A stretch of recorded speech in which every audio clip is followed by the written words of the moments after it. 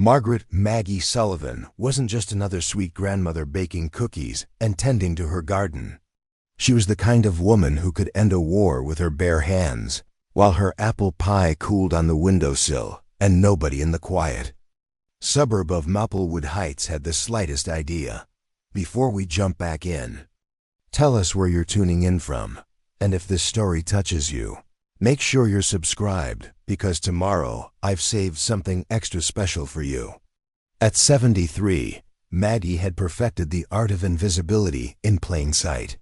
She shuffled through the aisles of Peterson's corner market every Tuesday morning, her silver hair neatly pinned beneath a floral headscarf, her sensible shoes making soft whispers against the linoleum floor.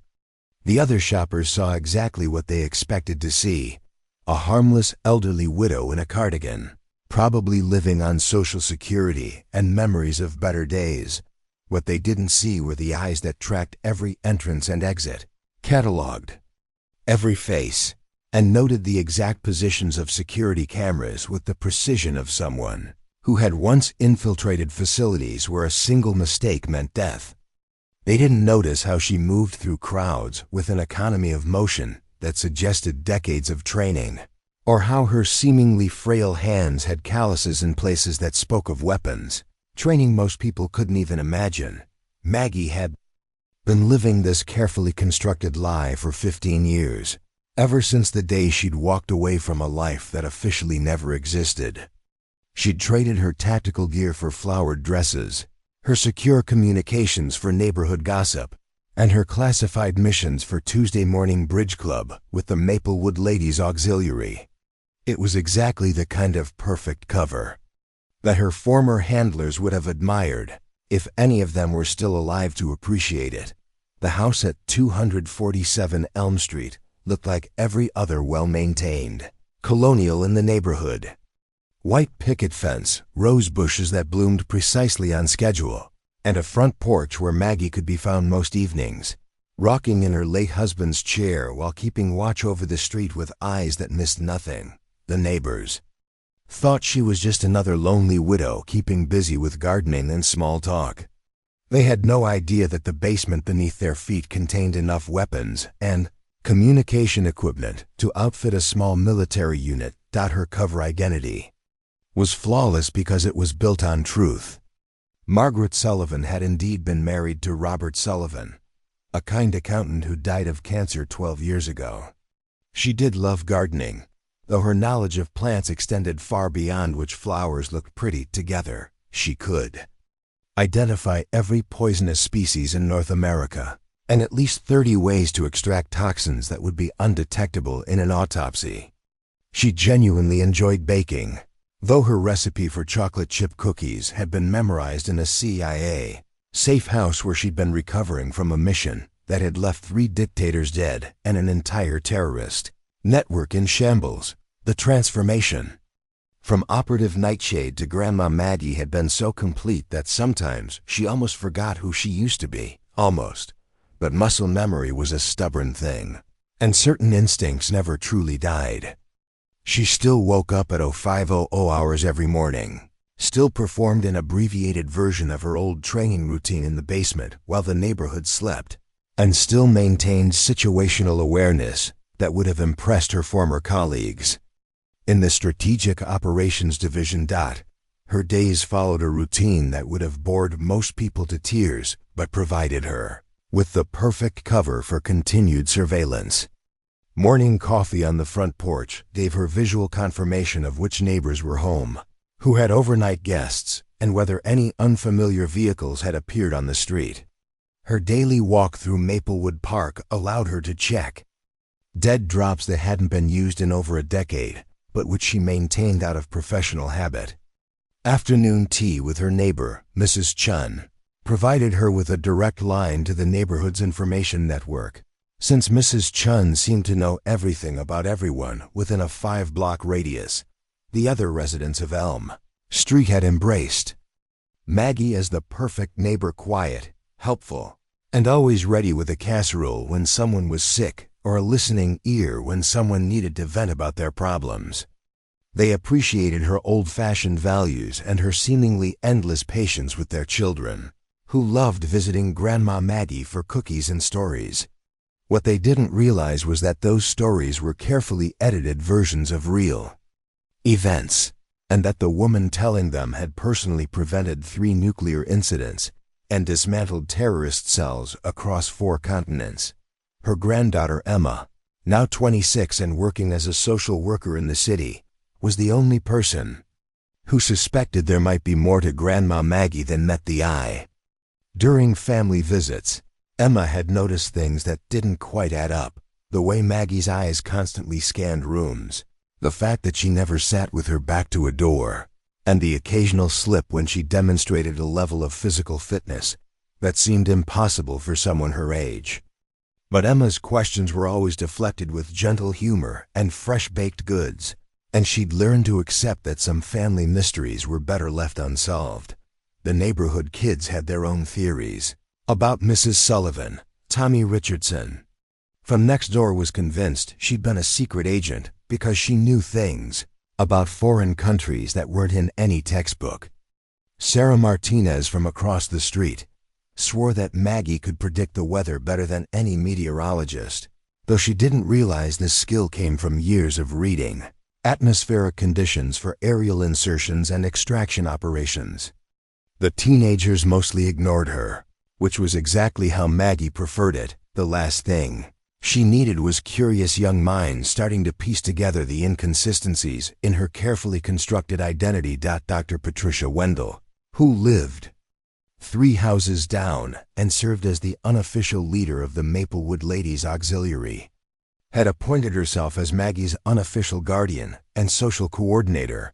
Dr. Wendell was a retired psychology professor with more opinions than patience, and she'd made it her mission to ensure that Maggie didn't become isolated in her golden years. This meant a steady stream of invitations to potluck dinners, book clubs, and charitable events that Maggie attended with the same dedication she'd once brought to maintaining her cover identities in hostile territories. The irony wasn't lost on her that the skills that had made her one of the most effective deep cover operatives in CIA history were now being used to blend in at church bake sales and neighborhood association meetings. She could read people with the same precision she'd once used to identify enemy agents, could manipulate conversations to extract information just as effectively as she'd once interrogated prisoners, and could project whatever personality was needed to achieve her objectives, even if those objectives were now limited to finding out who was leaving dog waste on Mrs. Peterson's lawn. But beneath the carefully maintained facade of suburban grandmother, the instincts that had kept her alive through 27 years of the most dangerous assignments imaginable were still intact, still sharp, still ready. She'd been Margaret Sullivan for so long that sometimes she wondered if Operative Nightshade had been the real person or just another deep cover identity. But deep down, she knew the truth. You could take the operative out of the field, but you could never truly take the field out of the operative. The transformation had been necessary, even life-saving. By the time she'd reached 58, she'd had too many close calls, made too many enemies, and accumulated too much classified knowledge to remain active. The official story was early retirement due to a back injury sustained in a training accident. The reality was that she'd become too valuable and too vulnerable to risk in the field any longer. So they'd given her a new identity, a comfortable pension, and a house in a neighborhood where the biggest security threat was teenagers driving too fast through the school zone. For 15 years, it had been enough. The quiet life, the simple pleasures, the safety of anonymity. It had allowed her to heal from wounds both physical and psychological that she'd accumulated over nearly 3 decades of service. She'd learned to find satisfaction in small victories, a perfectly timed rose bloom, a successful attempt at matchmaking between 2 lonely neighbors, a chocolate cake that brought tears of joy to a grieving friend's eyes. But as Maggie settled into her rocking chair that warm September evening, watching the sun set over the rooftops of Maplewood Heights, She had no idea that her carefully constructed peaceful existence was about to be shattered.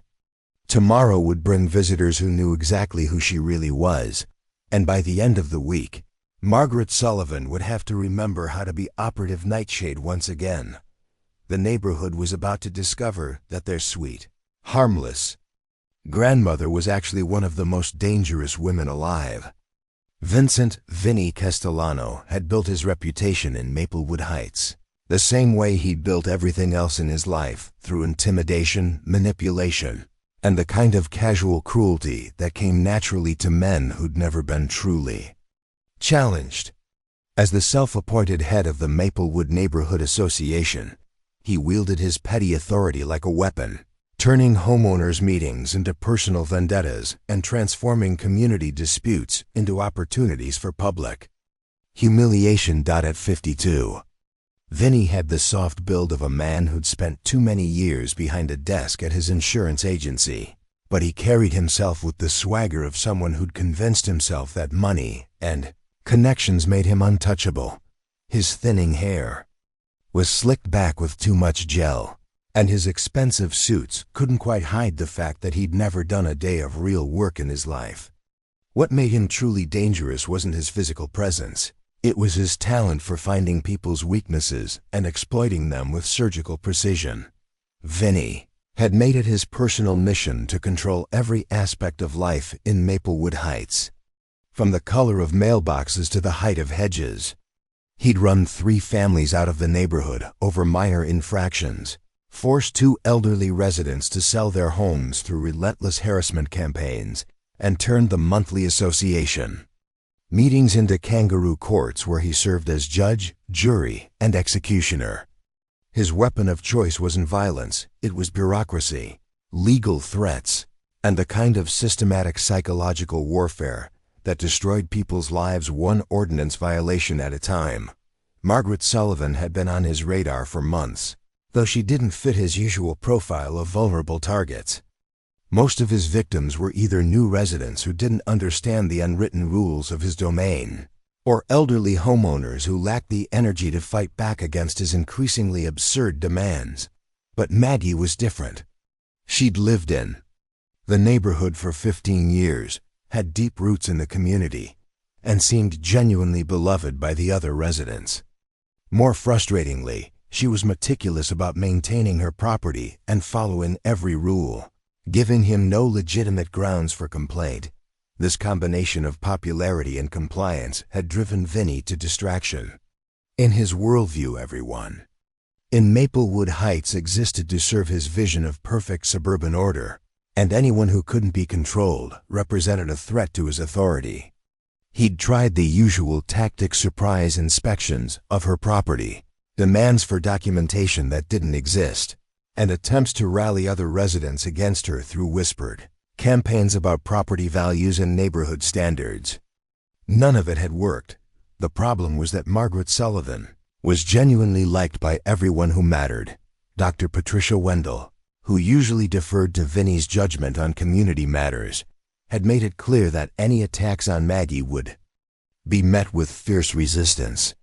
The Martinez family credited her with helping their teenage son through a difficult period after his father's deployment overseas.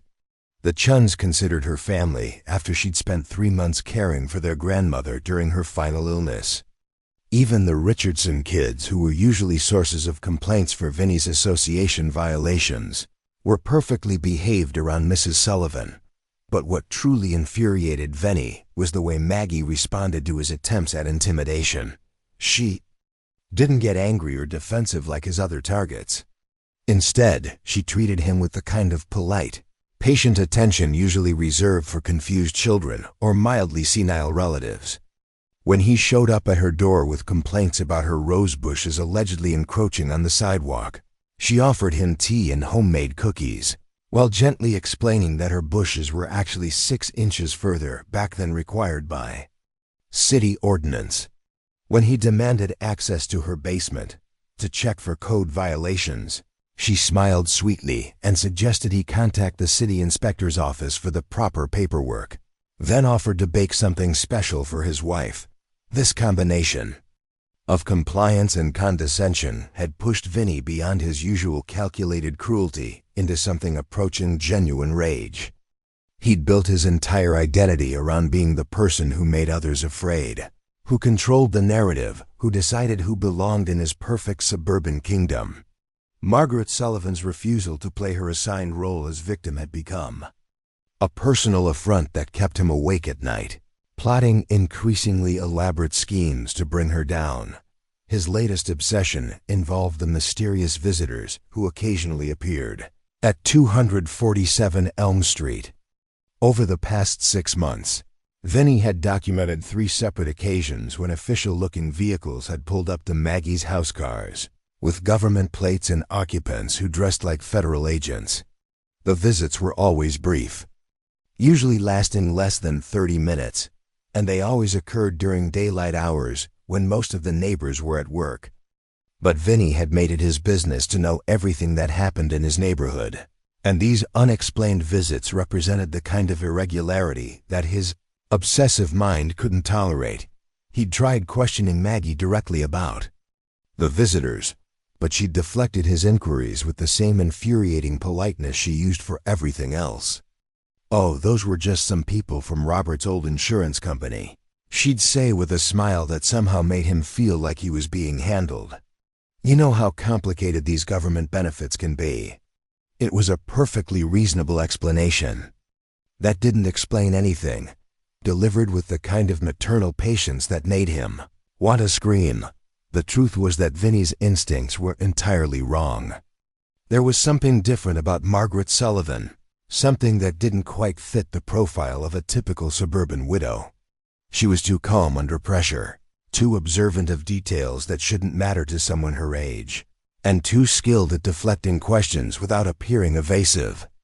These qualities would have made her an admirable neighbor to anyone with normal social instincts, but they triggered every paranoid alarm in Vinny's controlling personality.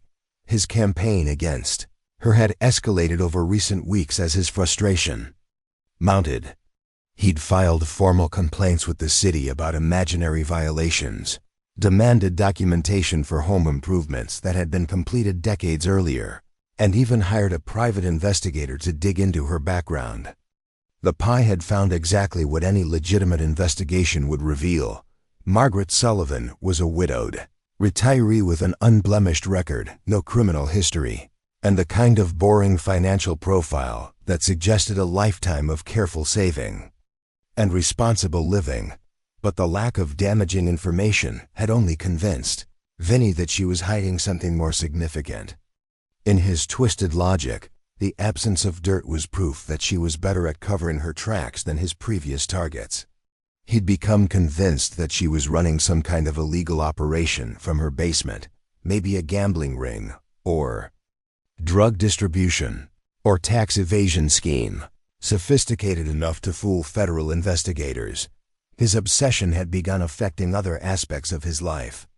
His wife, Maria, had started avoiding neighborhood events because she was embarrassed by his increasingly erratic behavior. His insurance business was suffering because he spent more time surveilling Margaret Sullivan than serving his clients. Even his usual allies in the neighborhood association were beginning to question his judgment as his complaints about her became more frequent and less coherent. Dr. Patricia Wendell had finally pulled him aside after the last association meeting, where he'd spent 20 minutes ranting about the potential security threats posed by Margaret's suspicious gardening schedule. "Vincent," she'd said in the tone she'd once used with particularly difficult graduate students, "you need to find a new hobby. This vendetta against Mrs. Sullivan is making you look unhinged." But Vinny was beyond the reach of reasonable advice. His need to control every aspect of his environment had crystallized around the one person who refused to be controlled, and he'd convinced himself that exposing whatever Margaret Sullivan was hiding would validate everything he'd done to maintain order in his perfect suburban kingdom. He had no idea that his instincts about her were absolutely correct, and that continuing to push against someone with her particular skill set was about to become the biggest mistake of his life, the confrontation that would destroy his carefully constructed world of petty tyranny was now less than 48 hours away. And when it came, Vincent Castellano would discover that some grandmothers were far more dangerous than others. The social ecosystem of Maplewood Heights operated like a delicate web of relationships, routines, and unspoken hierarchies that had taken decades to establish. At its center sat the Tuesday morning coffee circle at Brewster's Cafe, where the neighborhood's unofficial power brokers gathered to discuss everything from property values to the moral failings of whoever wasn't present that particular week. It was here that the battle lines for Margaret Sullivan's future would be drawn. Though none of the participants fully understood what they were choosing, sides for Dr. Patricia Wendell had claimed her usual corner table by 7:30. Her silver hair perfectly styled and her reading glasses perched on her nose as she reviewed the agenda for next week's neighborhood association meeting. At 68, Patricia commanded respect through a combination of academic credentials, old money, and the kind of sharp intelligence that had made her a formidable presence in university politics for over 30 years. She'd been the first person to welcome Margaret Sullivan to the neighborhood 15 years ago, and she'd appointed herself as the older woman's unofficial protector against Vincent Castellano's increasingly erratic behavior. "That man is becoming a genuine problem," Patricia muttered to her coffee companion, Alina Martinez, as they watched Vinny's insurance office across the street. Through the window, they could see him pacing behind his desk, gesturing wildly at someone on the phone. Yesterday, he actually suggested that we hire private security to monitor suspicious activities in the neighborhood. When I asked him what suspicious activities, he couldn't give me a single concrete example. Alina Martinez nodded grimly as she stirred her latte. A 45-year-old real estate agent with 3 teenagers and a deployed husband, Elena had first-hand experience with both Vinny's harassment tactics and Margaret's unexpected kindness. He's been calling my office twice a week, asking about property assessments and zoning violations. Claims he's worried about home values, but I think he's fishing for ammunition to use against people he doesn't like. The third member of their informal council was Robert Chen, a retired federal judge whose opinion carried considerable weight in community disputes. At 71, Robert had seen enough human nature to recognize the difference between legitimate concern and personal vendetta. His wife had passed away 3 years ago, and Margaret Sullivan had been one of the few neighbors who'd known exactly how to help without making him feel like a charity case. "The man's obsessed," Robert said quietly, his voice carrying the measured tone he'd perfected during 40 years on the bench. "I've been keeping notes on his complaints about Mrs. Sullivan, and there's no pattern except personal animosity. Garden maintenance, visitor frequency, mail delivery timing. He's documenting activities that aren't anyone's business, much less violations of any reasonable community standard." The coffee circle represented just one faction in the neighborhood's complex social structure. 3 blocks away, at the Maplewood Community Center, a different conversation was taking place among the younger residents who'd moved to the area within the last 5 years. This group, led by software engineer David Kim and his wife Jennifer, had initially been sympathetic to Vinny's vision of maintaining neighborhood standards. But his increasingly aggressive tactics had begun to alienate even his natural allies. "I used to think Castellano was just thorough," David admitted to the handful of parents who'd gathered for their kids' soccer practice. "But last month he tried to cite us for having the wrong color trim on our mailbox. The wrong color.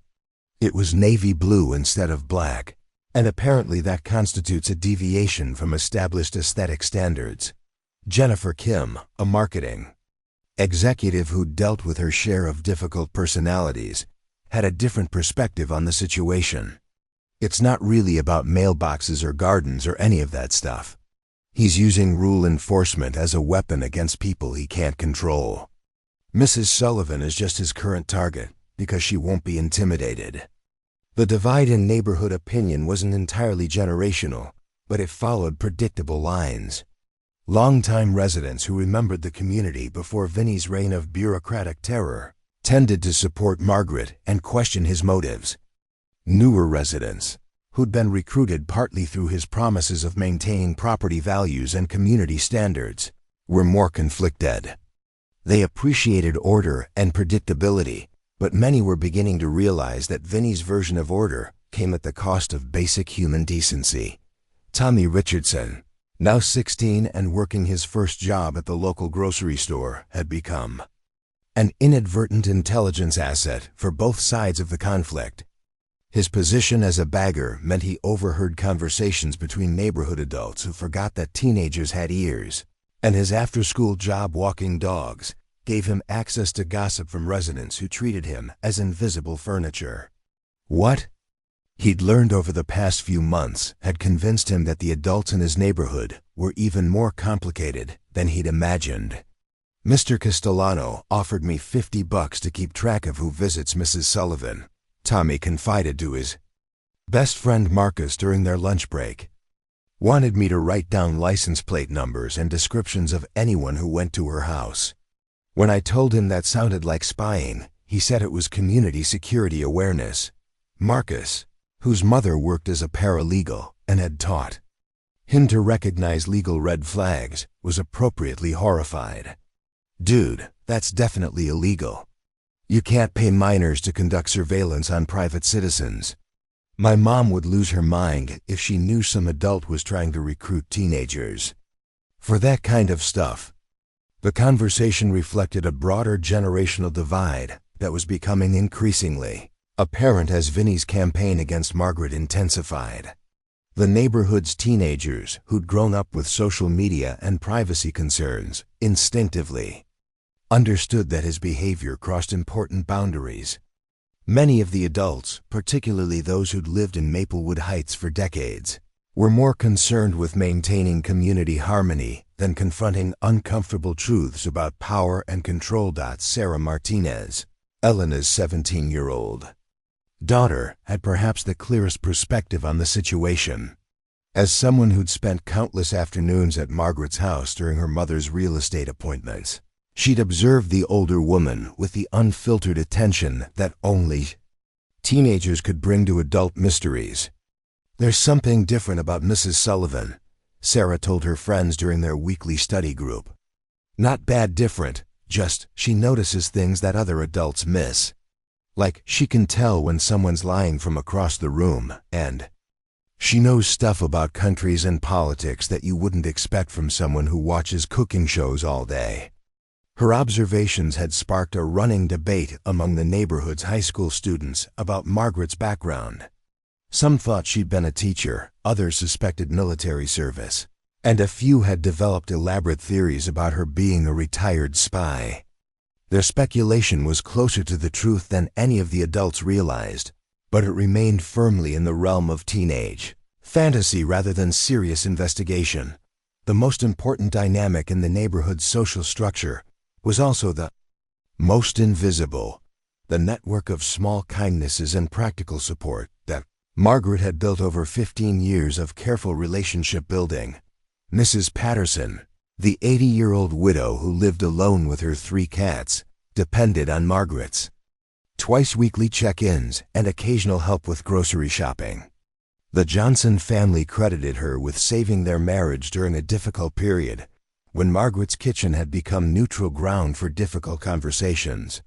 Even the neighborhood's most antisocial residents, like the mysterious Mr. Kozlov, who rarely spoke to anyone, had been recipients of Margaret's strategic acts of kindness.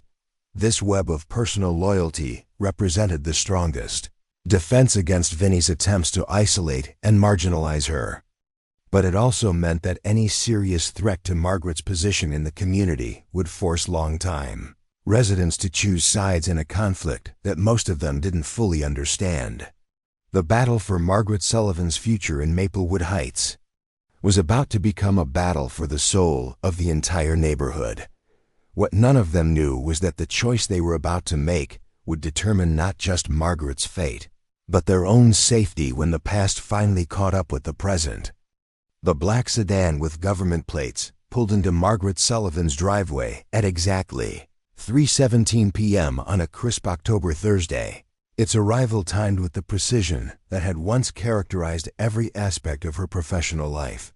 Margaret watched from her kitchen window as two figures emerged from the vehicle, a woman in her 40s with the bearing of someone accustomed to command, and a younger man whose nervous energy suggested this was his first field assignment. She recognized neither of them, which meant either the agency had completely restructured its personnel in the past 15 years, or something had gone very wrong. Deputy Director Catherine Hayes stepped out of the passenger seat, her gray suit immaculate despite the 6-hour drive from Langley. At 48, she commanded one of the CIA's most sensitive divisions, but she'd never imagined she'd be standing in a suburban driveway asking for help from a woman who'd been officially dead for over a decade. The file in her briefcase contained enough classified information to topple governments, but it all came down to a simple, terrifying truth. They needed Margaret Sullivan back, and they needed her now. Her companion, Agent Michael Torres, was 29 years old and had joined the Strategic Operations Division specifically because of legends like Operative Nightshade. He'd studied her missions during training, analyzed her techniques in tactical seminars, and written his graduate thesis on the psychological profiles of deep cover operatives. But standing in front of the modest colonial house where the most effective assassin in CIA history had spent 15 years baking cookies and tending roses, he felt distinctly unprepared for the conversation they were about to have. Margaret opened the front door before they could knock, her smile perfectly calibrated to suggest a mildly confused elderly woman greeting unexpected visitors. "Can I help you folks? If you're looking for the Henderson house, that's 3 doors down with the blue shutters." "Mrs. Sullivan," Deputy Director Hayes said carefully, "we need to speak with you about a matter of national security. May we come in?"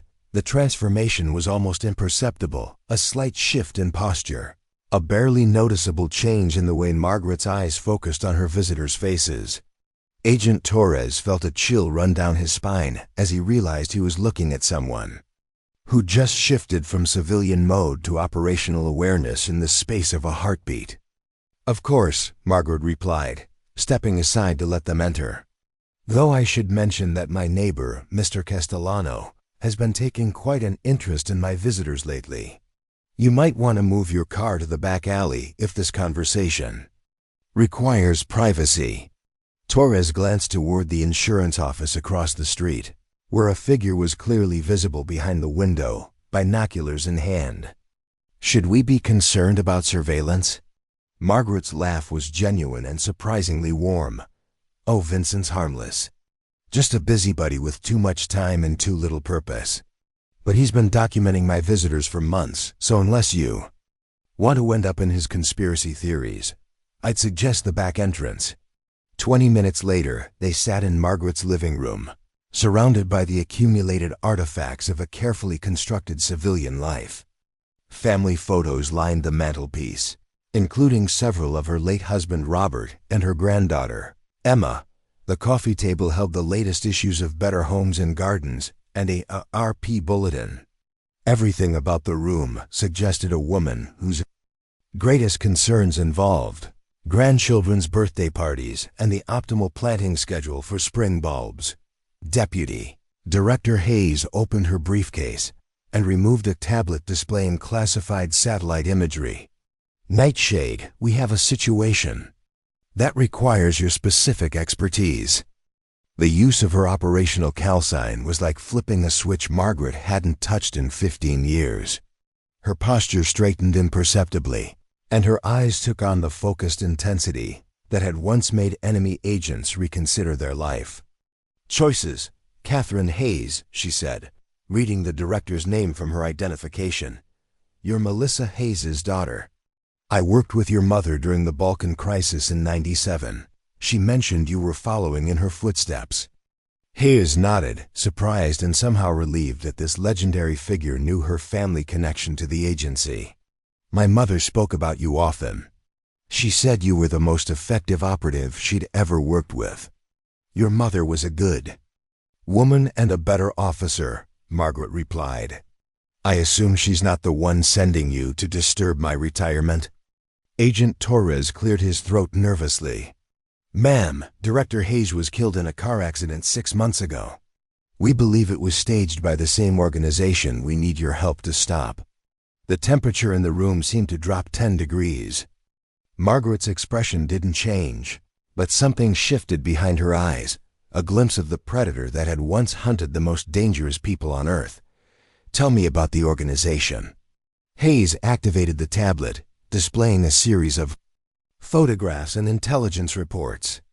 They call themselves the Prometheus Group, former intelligence operatives from multiple countries who've gone private. Russia, China, North Korea, Iran, the best of the worst, working together for the highest bidder. They've been systematically eliminating retired agents who pose potential threats to their operations. Margaret studied the faces on the screen with the clinical detachment of someone reading an enemy's list. Several were familiar old adversaries she'd tangled with during her active years, people who'd harbored grudges for decades.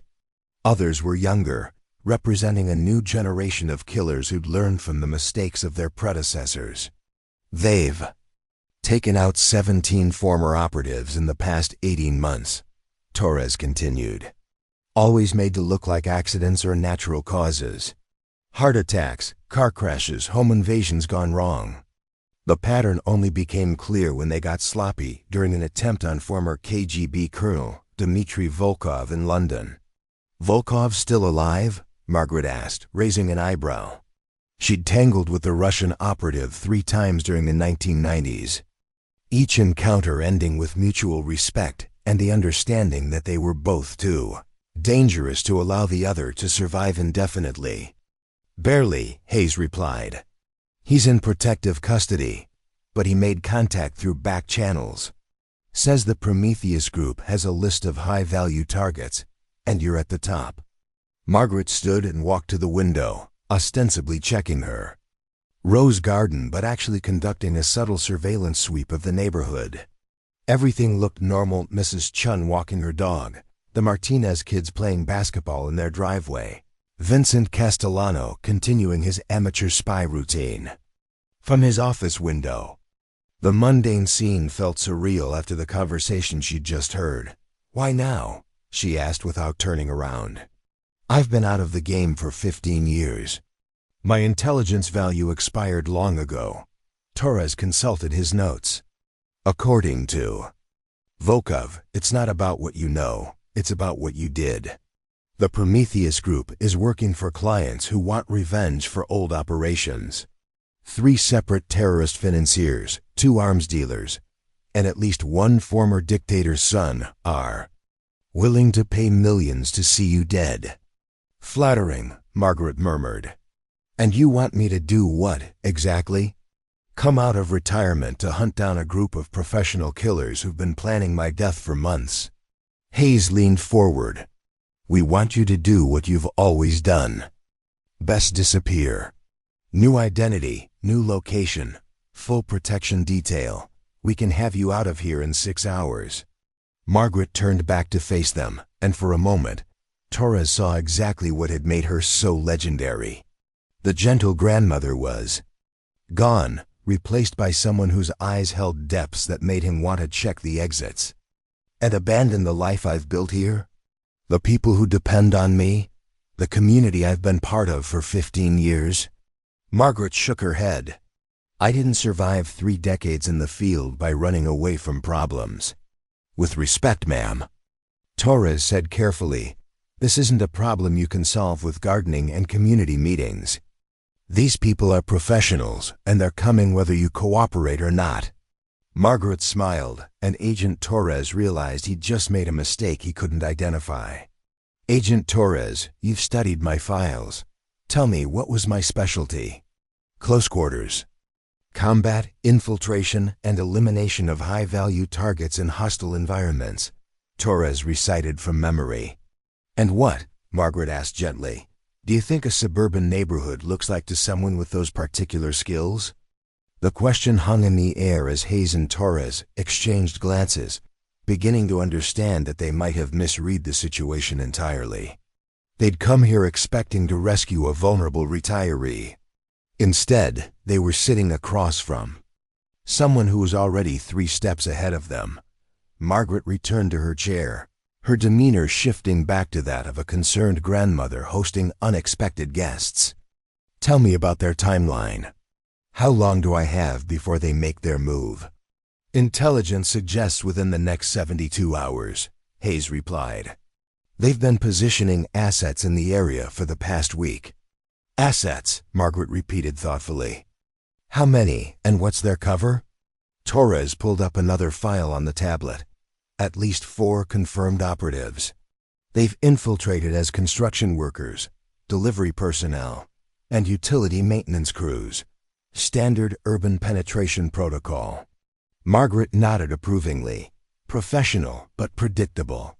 They're treating this like a standard elimination, which means they don't really understand who they're dealing with."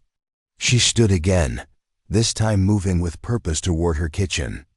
"Gentlemen, I appreciate you coming here to warn me, but I think you've misunderstood something fundamental about this situation." She returned with a tea service that somehow seemed ominous in her hands. "You're not here to rescue me from the Prometheus group. You're here to warn them about me. Because in about 60 hours, some very dangerous people are going to discover that Margaret Sullivan wasn't hiding from her past. She was protecting everyone else from it." Hayes felt a chill that had nothing to do with the October weather. "What are you saying?" Margaret poured tea with steady hands, her smile never wavering. "I'm saying that Maplewood Heights is about to become a very educational place for anyone foolish enough to threaten my neighbors. The Prometheus group thinks they're hunting a retired grandmother." She handed Hayes a delicate china cup. "They have no idea they're about to walk into the carefully prepared hunting ground of operative Nightshade." The catalyst had been triggered. Margaret Sullivan's quiet retirement was officially over. Vincent Castellano had been watching Margaret Sullivan's house through binoculars for 3 hours, documenting every detail of the mysterious government visit with the obsessive precision of a man whose entire worldview depended on being proven right. The black sedan with federal plates, the official bearing of the visitors, the length of their stay, it all confirmed his deepest suspicions about his enigmatic neighbor. When the vehicle finally departed through the back alley at 6:43 p.m., Vincent was already composing the email that would vindicate months of investigation and transform him from neighborhood busybody into community hero. His fingers flew across the keyboard as he crafted his message to the Maplewood Heights email list, copying everyone from Dr. Patricia Wendell to the newest residents. "Urgent, security concern federal investigation at 247 Elm Street," he typed, his excitement overriding his usual attention to grammar and spelling. Multiple government agents spent over 3 hours at the Sullivan residence today. Given the secretive nature of this visit and Mrs. Sullivan's evasive responses to previous inquiries about her background, I believe we may have a serious security situation in our neighborhood. The email hit inboxes across Maplewood Heights at 7:15 p.m., arriving just as families were settling down for dinner and evening routines. The response was immediate and divided along the predictable lines that had been forming for months. Dr. Patricia Wendell's reply came within minutes, her academic background evident in her measured but pointed response. "Vincent, your speculation about Mrs. Sullivan's private business is inappropriate and potentially defamatory. I suggest you focus your energy on actual community issues rather than manufacturing controversies." But Patricia's voice of reason was quickly drowned out by a flood of responses that revealed just how effectively Vincent's months of whispered campaigns had poisoned the community's atmosphere. Jennifer Kim, who'd previously dismissed Vincent's complaints as petty harassment, found herself reconsidering her neighbor's behavior through a more suspicious lens. "I have to admit, the federal agents thing is pretty weird," she wrote. "Why would someone like Mrs. Sullivan need that kind of official attention?" The doubt spread through the neighborhood's social networks like a virus, finding fertile ground. Among residents who'd been unconsciously uncomfortable with Margaret's perfect facade for years, Tom Peterson, whose elderly mother had been one of Margaret's most vocal supporters, surprised everyone by admitting he'd always found her too good to be true. "Nobody's that helpful without wanting something in return," he posted. "Maybe Vincent's onto something." Elena Martinez found herself caught between loyalty and suspicion as she read the growing thread of responses. Her daughter Sarah had spent countless hours at Margaret's house, and Elena had trusted the older woman with her children's safety without question. But the accumulation of small inconsistencies that she'd previously dismissed began to take on a more sinister cast. Why had Margaret never talked about her past in any detail? Why did she seem to know so much about international politics for sure? Someone who claimed to watch only cooking shows. Why had she been so calm during the attempted break-in at the Chun house last year, offering tactical advice that had seemed surprisingly professional at the time? The teenage population of Maplewood Heights reacted with characteristic skepticism toward adult paranoia.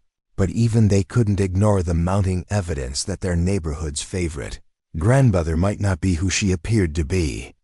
Tommy Richardson, who'd turned down Vincent's $50 surveillance offer, found himself wishing he'd accepted the job just to have more information about what was really happening.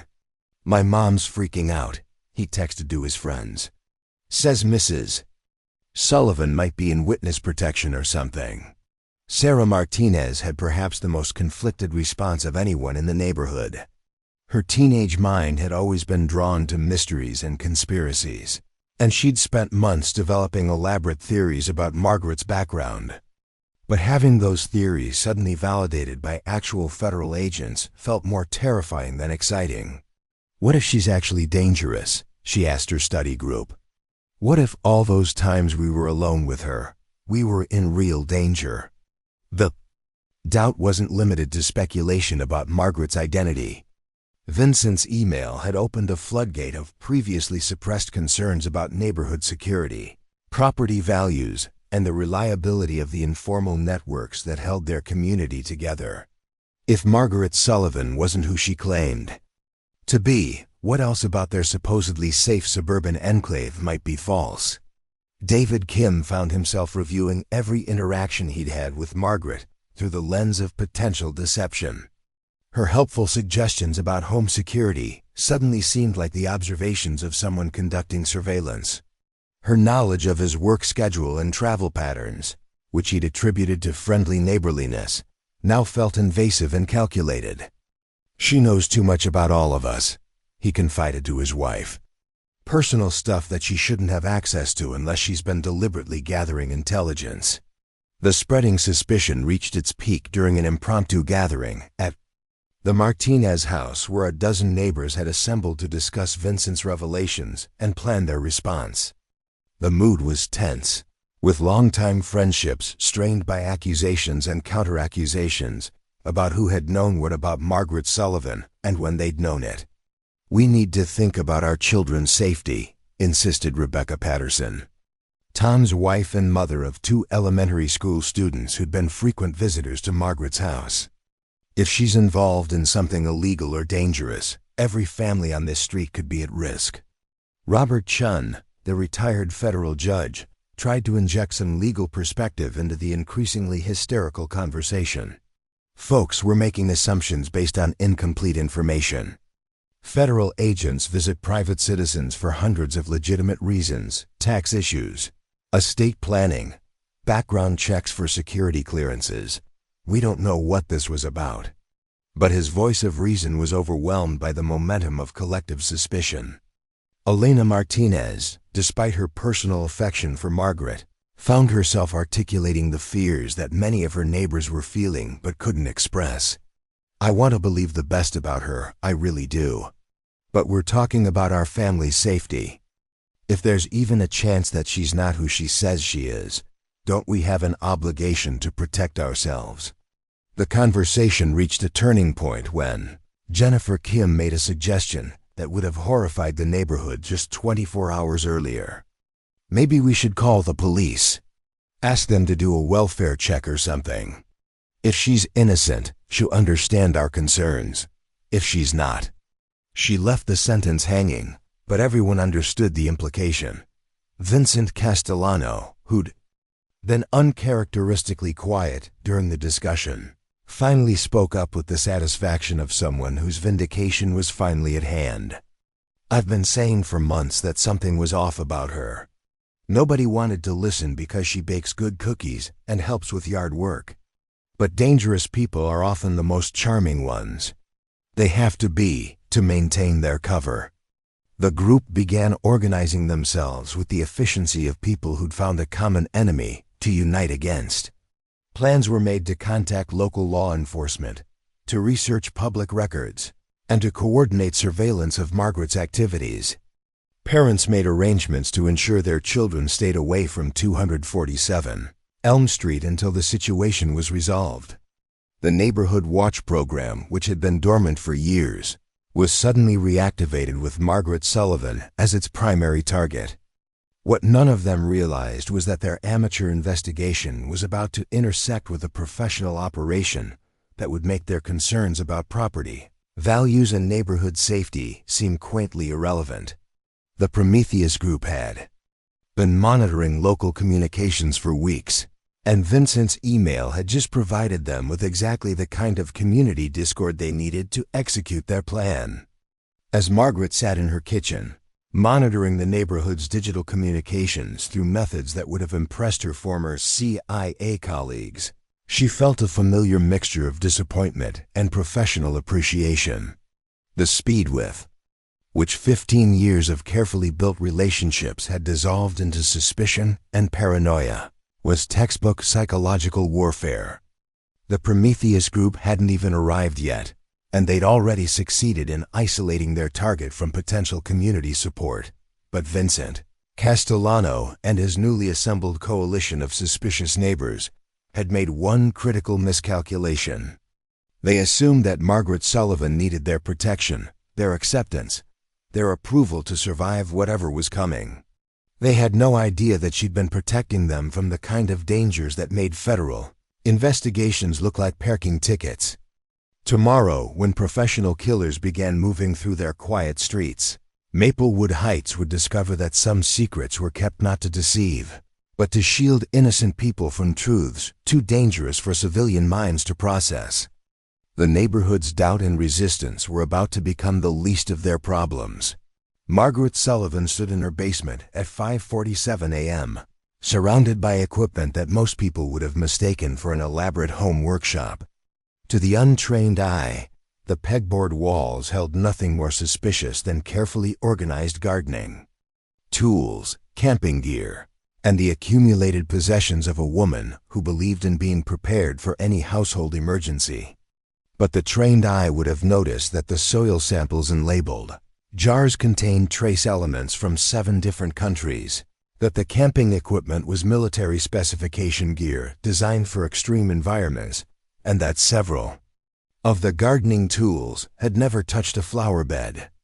She moved through her morning routine with the precise efficiency that had once characterized briefings in Langley safe houses, checking systems that her neighbors would never have suspected existed. The home security network that appeared to consist of standard alarm sensors actually provided comprehensive surveillance coverage of a 6-block radius. The amateur radio equipment that Vincent Castellano had dismissed as an old woman's hobby was capable of intercepting and decoding encrypted communications from agencies that officially didn't exist. The basement workshop that looked like a retiree's craft room contained enough specialized equipment to outfit a small military unit for extended operations in hostile territory. Margaret paused at a seemingly innocuous bookshelf filled with gardening manuals and community cookbooks. Her fingers found the correct sequence of pressure points on what appeared to be a volume of rose cultivation techniques, and a hidden panel slid open to reveal a communications array that would have impressed her former colleagues at the Strategic Operations Division. The equipment automatically activated as she approached, its screens filling with real-time intelligence feeds from sources that ranged from local police, scanners to satellite surveillance networks that civilians weren't supposed to know existed. The overnight intelligence collection had confirmed what she'd suspected since Agent Torres and Deputy Director Hayes had left her house the previous evening. 4 foreign nationals had entered the country through different ports of entry over the past 2 weeks, all carrying expertly forged documentation that would have fooled standard immigration screening. Their cover identities were perfect: a construction supervisor from Toronto, a utilities maintenance specialist from Detroit, a delivery driver from Cleveland, and a telecommunications technician from Buffalo. But their movement patterns, communication protocols, and equipment purchases painted a very different picture for someone who knew how to read the signs.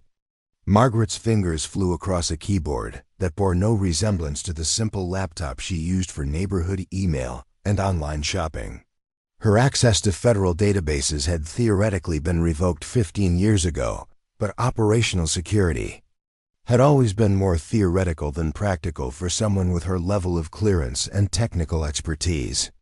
The Prometheus Group's personnel files appeared on her screen, complete with psychological profiles, operational histories, and tactical assessments that would have terrified anyone who understood what they were reading. Alexei Petrov, former Spetsnaz operative turned freelance assassin, specializing in elimination targets who possessed advanced combat training. His preferred method was close-quarters engagement, using techniques designed to look like random street crime. Current cover identity: construction supervisor overseeing road maintenance on Maple Avenue, 3 blocks from Margaret's house.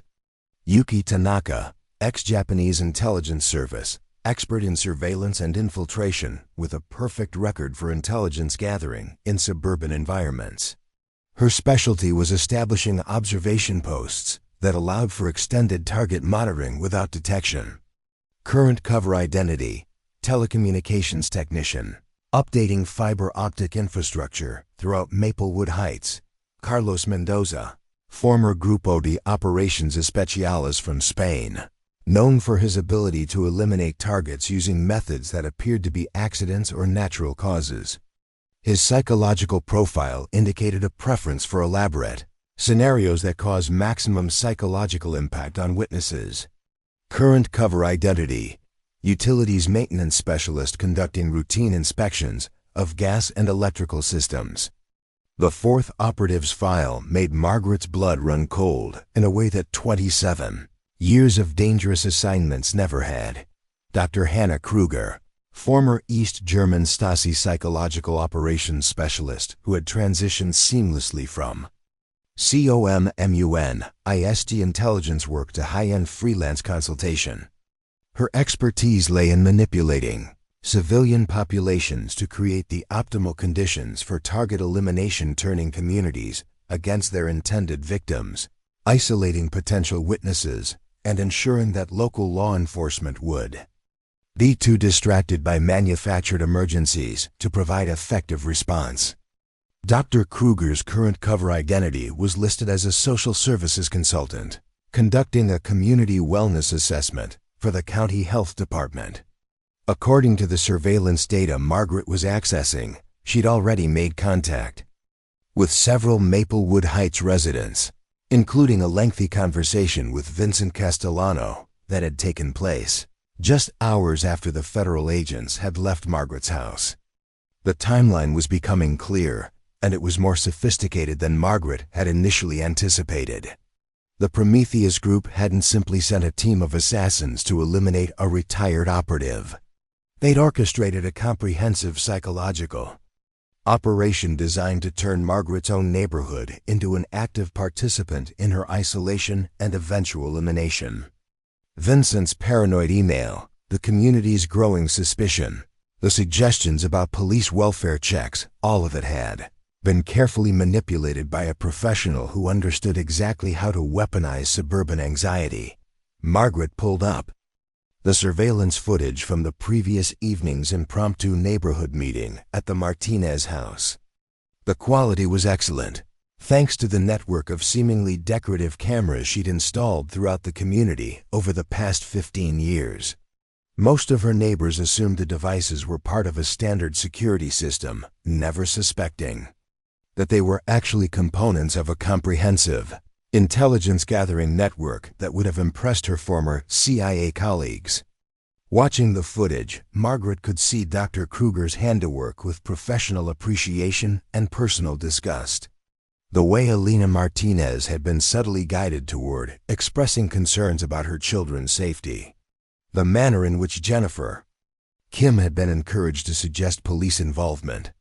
The psychological pressure that had transformed Robert Chun from voice of reason to reluctant participant in the growing conspiracy against her. It was textbook manipulation, executed with the kind of expertise that came from decades of turning ordinary people into unwitting assets. The most disturbing aspect of the operation was how perfectly it exploited the existing fault lines in the neighborhood's social structure. Vincent Castellano's obsessive need for control, the newer residents' anxiety about property values, the parents' primal fear for their children's safety. Dr. Kruger had identified and leveraged every psychological vulnerability with surgical precision. She'd turned 15 years of carefully built relationships into weapons pointed directly at Margaret's heart, but the Prometheus group had made one critical miscalculation in their psychological assessment of their target. They'd assumed that Margaret Sullivan's attachment to her civilian identity represented a weakness that could be exploited through community pressure and emotional manipulation. They'd planned their operation around the premise that threatening her neighbors would force her into defensive behavior that would make her vulnerable to elimination. What they didn't understand was that Margaret's transition from operative nightshade to suburban grandmother hadn't been a retreat from her true nature, it had been an evolution. The skills that had made her one of the most effective deep cover operatives in CIA history hadn't been abandoned. They'd been refined and adapted to a different kind of battlefield. The patience she'd learned during months-long surveillance operations had been channeled into 15 years of relationship building. The tactical thinking that had allowed her to survive in hostile territories had been applied to creating the perfect defensive position in the heart of suburban America. Margaret closed the intelligence files and returned the hidden panel to its concealed position. She had approximately 18 hours before the Prometheus group would move from psychological preparation to active elimination protocols. That gave her enough time to activate defensive measures that she'd hoped never to use, to transition her neighbors from potential casualties to protected assets, and to remind some very dangerous people why Operative Nightshade had never failed a mission. She climbed the basement stairs with the measured pace of someone who had work to do, but her mind was already 3 steps ahead, calculating angles and probabilities with the kind of tactical precision that had once made her legendary in intelligence. Circles that most people would never know existed. The Prometheus group thought they were hunting a retired grandmother who'd grown soft during 15 years of suburban comfort. By sunset, they would discover that they'd wandered into the carefully prepared hunting ground of the most dangerous predator they'd ever encountered. Margaret Sullivan had spent 15 years turning Maplewood Heights into the perfect defensive position, and she was about to demonstrate exactly what that meant for anyone foolish enough to threaten the people under her protection. The hints of her hidden depth were about to become a masterclass in professional lethality. The first sign that Maplewood Heights had become a battlefield came at 7:23 a.m., when Mrs. Chun's Yorkshire Terrier refused to take his morning walk past the construction site on Maple Avenue. The small dog, normally eager for his daily routine, planted his feet firmly on the sidewalk and began whimpering with the kind of primal fear that animals display when they sense predators nearby. Mrs. Chen, attributing the behavior to the presence of heavy machinery, tugged gently on the leash and tried to coax her pet forward. What she didn't realize was that Buster's instincts were responding to pheromones and micro-expressions that indicated the presence of someone trained to kill. Alexei Petrov had been in position since 6 a.m., using his cover as a construction supervisor to establish clear sight lines to Margaret Sullivan's house while appearing to conduct routine road maintenance activities. His crew of 3 local workers had no idea that their supervisor was calculating optimal firing positions and escape routes while directing them to repair perfectly functional asphalt. To any casual observer, the scene looked exactly like the kind of infrastructure maintenance that suburbanites complained about, but ultimately accepted as necessary. What Alexei didn't know was that Margaret had been watching him through a sophisticated surveillance network that turned every security camera, doorbell monitor, and traffic sensor in a 6-block radius into components of an integrated intelligence system. She'd identified him as Prometheus Group personnel within minutes of his arrival, noted his team's positioning, and begun implementing countermeasures that would have impressed her former colleagues at the Strategic Operations Division. 3 blocks away, Yuki Tanaka was completing her own preparations with the methodical precision that had made her one of Japan's most effective intelligence operatives before her transition to freelance work. Her telecommunications van was parked strategically at the intersection of Elm and Oak Streets, providing visual access to both Margaret's front door and the primary escape routes from the neighborhood. The fiber optic installation equipment in her vehicle was genuine, purchased through legitimate channels and indistinguishable from standard utility company gear. But hidden within the innocuous technical apparatus were observation devices, communication jammers, and weapon systems that transformed the van into a mobile command post that YUKI had spent the previous evening conducting what appeared to be routine door-to-door consultations about upcoming service interruptions, but which had actually been comprehensive intelligence gathering on the neighborhood's daily routines, security systems, and potential complications for the planned operation. She'd learned that Dr. Patricia Wendell left for her morning power walk at exactly 8:15 a.m., that the Martinez children waited for their school bus at the corner of Elm and Maple, and that Robert Chun typically retrieved his newspaper from the front yard at 7:45 a.m. sharp. What she hadn't learned was that Margaret had been monitoring her activities through methods that would have seemed impossible to someone who didn't understand the full extent of Operative Nightshade's technical capabilities.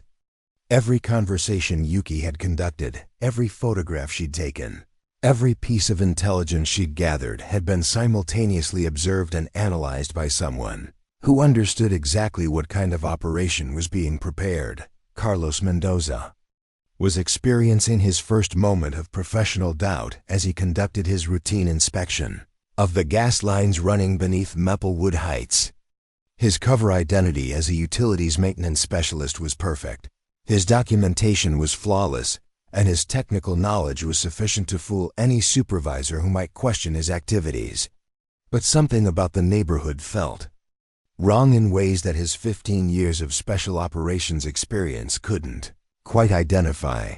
The residents were too aware of his presence, too quick to offer helpful information about their utility systems, too eager to point out potential safety concerns that required his immediate attention.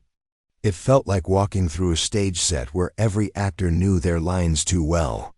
When Mrs. Peterson had emerged from her house at exactly the moment he'd been examining the gas meter, offering detailed information about recent pressure fluctuations that she couldn't possibly have noticed, every instinct he'd developed during his military career had begun screaming warnings. Carlos had no way of knowing that his every movement was being tracked by sensors embedded in infrastructure that had been gradually modified over 15 years to serve functions far beyond their apparent purposes. The gas lines he was inspecting contained monitoring devices that were significantly more sophisticated than anything the utility company had installed. The manholes he was accessing were equipped with cameras that had been recording his activities since the moment he'd arrived in the neighborhood. Margaret Sullivan had turned the entire municipal infrastructure of Maplewood Heights into an extension of her personal security apparatus. Dr. Hannah Kruger was experiencing her own form of professional satisfaction as she monitored The psychological operation that was unfolding exactly according to her carefully orchestrated plan. Her morning had begun with a phone call to Vincent Castellano, during which she'd posed as a county social services investigator following up on community concerns about elderly residents who might be experiencing cognitive difficulties or engaging in unsafe behaviors. "Mr. Castellano," she'd said in the perfectly modulated tone that had made her one of East Germany's most effective psychological manipulators, "we've received reports about a resident in your neighborhood who may be suffering from paranoid delusions or engaging in activities that could pose a safety risk to herself and others. I understand you've been documenting some concerning behaviors." Vincent's response had been everything she'd hoped for and more.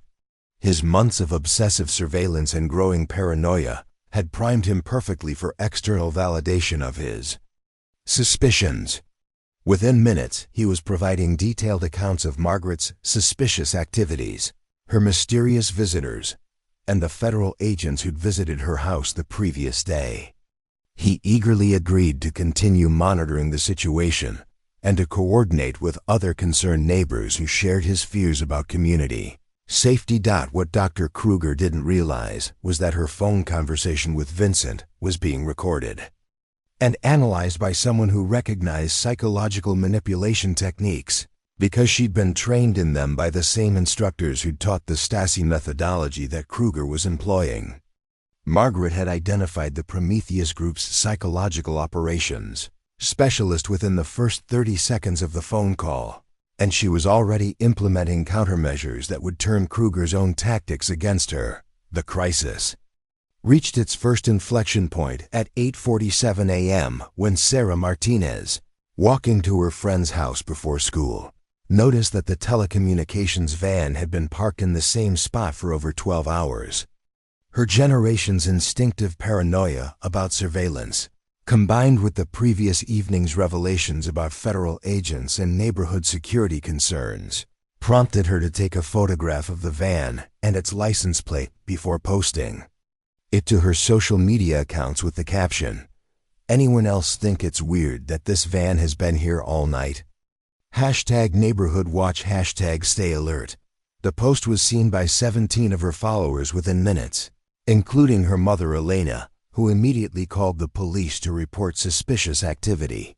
What none of them knew was that Sarah's photograph had also been automatically forwarded to Margaret's surveillance system, which had immediately identified the van's occupant through facial recognition software that was significantly more advanced than anything local law enforcement possessed. By 9:15 a.m., Maplewood Heights had become a complex tactical situation involving 4 professional assassins, 1 legendary operative, an increasingly paranoid neighborhood association president, concerned parents trying to protect their children, local police responding to suspicious activity reports, and a community that was beginning to realize they might be caught in the middle of something far more dangerous than a simple neighborhood dispute.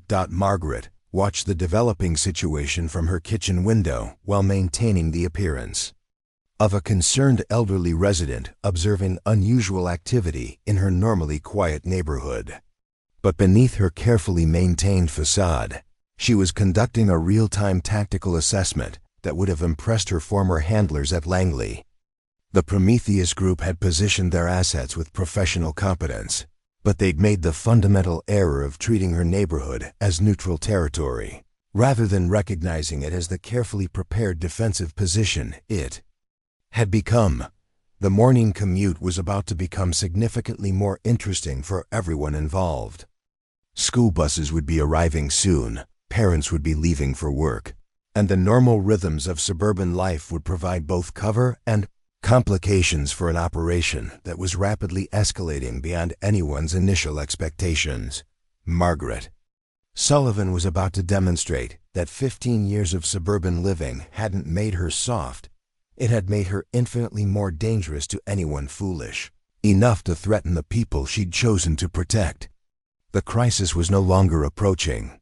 It had arrived, and Maplewood Heights, was about to become a case study in what happened when professional killers underestimated the defensive capabilities of America's most lethal suburban grandmother. The transformation began at 9:23 a.m. when Margaret Sullivan stepped out of her front door to retrieve her morning newspaper, moving with the same unhurried pace she'd maintained for 15 years. To any casual observer, she appeared to be nothing more than a 73-year-old woman in a floral house dress and sensible shoes, perhaps moving a bit more carefully than usual due to the unusual activity in her normally quiet neighborhood. But to Alexei Petrov, watching from his construction site 3 blocks away, something about her movement patterns triggered warning signals that he couldn't quite identify. She paused at her mailbox for exactly 4 seconds, longer than necessary, her head turning in a pattern that suggested casual curiosity about the morning's activities, but which actually provided her with a complete tactical assessment of every potential threat within visual range. Her route back to the house took her past her prize-winning rosebush, where she stopped to examine what appeared to be aphid damage, but which actually allowed her to confirm the positions of all 4 Prometheus Group operatives through reflections in the strategically placed garden ornaments she'd installed over the years. Yuk Tanaka, monitoring the target from her telecommunications van, felt her first stirring of professional unease as she watched Margaret's seemingly innocent morning routine. There was something about the older woman's spatial awareness that didn't match the profile of a retired suburban grandmother. The way she unconsciously positioned herself to maintain clear sightlines to potential threats, the manner in which she used everyday objects to gather intelligence, the subtle but unmistakable signs of someone who'd been trained to survive in hostile environments, it all suggested a level of tactical sophistication that their intelligence files hadn't indicated. The first concrete demonstration of Margaret's capabilities came at 9:41 a.m. when Mrs. Chun appeared at her front door, clearly agitated about her dog's refusal to take his morning walk. Margaret immediately crossed the street with the kind of purposeful stride that suggested she understood exactly what was causing the animal's distress, her friendly smile masking the lethal calculation she was making about the threat assessment she'd just conducted. "Oh, Mrs. Chun," Margaret called out in her sweetest grandmother voice, "I think Buster might be reacting to all the construction equipment. You know how sensitive dogs can be to unusual scents and vibrations. Why don't you walk him through the park this morning instead? The fresh air will be much better for both of you." To Mrs. Chun, it sounded like helpful advice from a neighbor who genuinely cared about her pet's well-being. To Alexei Petrov, listening through the directional microphone he'd concealed in his hard hat, it sounded like someone who understood exactly why animals became agitated in the presence of predators, and who was taking steps to remove potential civilian casualties from his operational area. Margaret's next demonstration was even more subtle, but far more alarming to the professionals who were monitoring her activities. As she chatted with Mrs. Chun about alternative walking routes, she casually mentioned that the telecommunications van at the corner had been there since yesterday evening, and wouldn't it be considerate to offer the worker some fresh coffee, since they'd been working such long hours to improve the neighborhood's internet service? "I was just about to take some refreshments over there," Margaret said with the kind of genuine kindness that had made her beloved throughout Maplewood Heights. "These utility workers do such important work, and we never really appreciate how hard their jobs must be." Yuki Tanaka felt her blood run cold as she realized that her target was not only aware of her presence, but was actively maneuvering to make direct contact.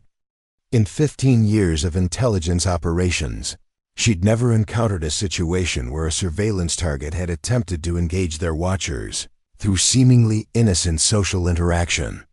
Every instinct she'd developed during her career with Japanese intelligence was screaming that she was dealing with someone who possessed training that rivaled her own.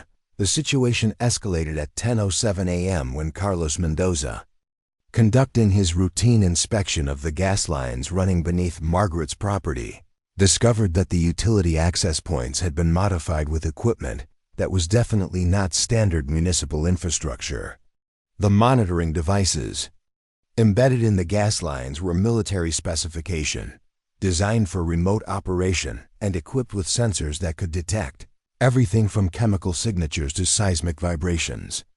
The manholes he'd been accessing contained communication relays that were sophisticated enough to intercept and decode encrypted transmissions. Carlos emerged from the underground access tunnel with the expression of someone who just realized he wasn't conducting surveillance. He was walking through an elaborate trap that had been 15 years in the making. When he looked up to find Margaret Sullivan standing at the edge of her property, holding a tray of fresh-baked muffins and wearing a smile that somehow managed to be both grandmotherly and terrifying, he understood that his team had made a fundamental miscalculation about their target. "You must be the gentleman from the gas company," Margaret said in the same sweet tone she used when offering cookies to neighborhood children. "I've been meaning to thank you for being so thorough with your inspections. It's so reassuring to know that professionals are making sure everything is safe and secure." The emphasis she placed on the word professionals was slight enough to maintain plausible deniability, but clear enough to communicate that she knew exactly who he was and what he was doing in her neighborhood. Carlos found himself accepting a blueberry muffin from someone who'd just demonstrated that she'd been monitoring his every movement through equipment that shouldn't have existed in a suburban setting. "These are made from my grandmother's recipe," Margaret continued conversationally. "She always said that the secret ingredient was knowing exactly what you were dealing with. I find that preparation and attention to detail can solve almost any problem, don't you agree?" Carlos nodded mutely, his mind racing as he tried to process the implications of what he was experiencing. The woman standing in front of him looked like every stereotype of a harmless elderly neighbor, but she was speaking in the kind of operational code that was used by intelligence professionals to communicate threats while maintaining cover. The monitoring equipment he discovered suggested capabilities that would have impressed his former colleagues in Spanish special operations, and her casual reference to knowing what you were dealing with indicated an awareness of his true identity that should have been impossible. Dr. Hannah Kruger was experiencing her own moment of professional confusion as she monitored the psychological operation she'd orchestrated to isolate Margaret from community support. The plan had been proceeding perfectly. Vincent Castellano was coordinating with other suspicious neighbors. Police were responding to reports of unusual activity, and the community's trust in their elderly neighbor was systematically eroding. Through carefully planted suggestions and manufactured evidence, but something was going wrong with the narrative she'd constructed. Instead of becoming defensive or paranoid under pressure, Margaret Sullivan was behaving like someone who understood exactly what kind of psychological warfare was being conducted against her, and who was implementing countermeasures that suggested a level of training in manipulation techniques that rivaled her own. The phone call that changed everything came at 10:34 a.m. when Vincent Castellano contacted Dr. Kruger to report a development that didn't fit their operational parameters. "That woman," he said, his voice tight with confusion and growing fear. "She's been going around the neighborhood all morning, talking to everyone who's been concerned about her activities. But instead of being defensive, she's asking questions about who's been spreading information and how they came to their conclusions." Dr. Kruger felt her stomach drop as she realized that Margaret wasn't responding to psychological pressure by isolating herself. She was conducting a counterintelligence operation to identify the source of the manipulation campaign. "What kind of questions?" she asked, though she was beginning to suspect she already knew the answer. "Professional questions," Vincent replied, his voice cracking slightly. "Questions about methodology and information sources and operational security." She's talking like someone who knows how this kind of thing works from the inside. The Prometheus Group's psychological operations specialist found herself confronting a possibility that hadn't appeared in any of their target assessments. They weren't hunting a retired suburban grandmother who'd grown soft during 15 years of civilian life. They were engaging someone who'd used those 15 years to establish the perfect defensive position and who possessed tactical capabilities that none of them had anticipated. Margaret Sullivan was no longer hiding her skills behind a facade of harmless elderly incompetence. She was demonstrating that Operative Nightshade had never truly retired. She'd simply been waiting for the right moment to remind the world why she'd never failed a mission. The professionals who'd come to eliminate her were about to discover that they'd chosen the wrong grandmother to underestimate. The moment of complete revelation arrived at 11:47 a.m. when Margaret Sullivan walked calmly into the middle of Maple Avenue, directly into the construction zone where Alexei Petrov had spent the morning establishing his kill zone. She carried a thermos of fresh coffee and a plate of homemade cookies, moving with the unhurried pace of someone making a neighborly social call. But every step was calculated with tactical precision, and her positioning placed her in the exact center of overlapping fields of fire from all four Prometheus Group operatives. "Gentlemen," she called out in a voice that carried clearly across the construction site, "I think it's time we dispensed with the pretense."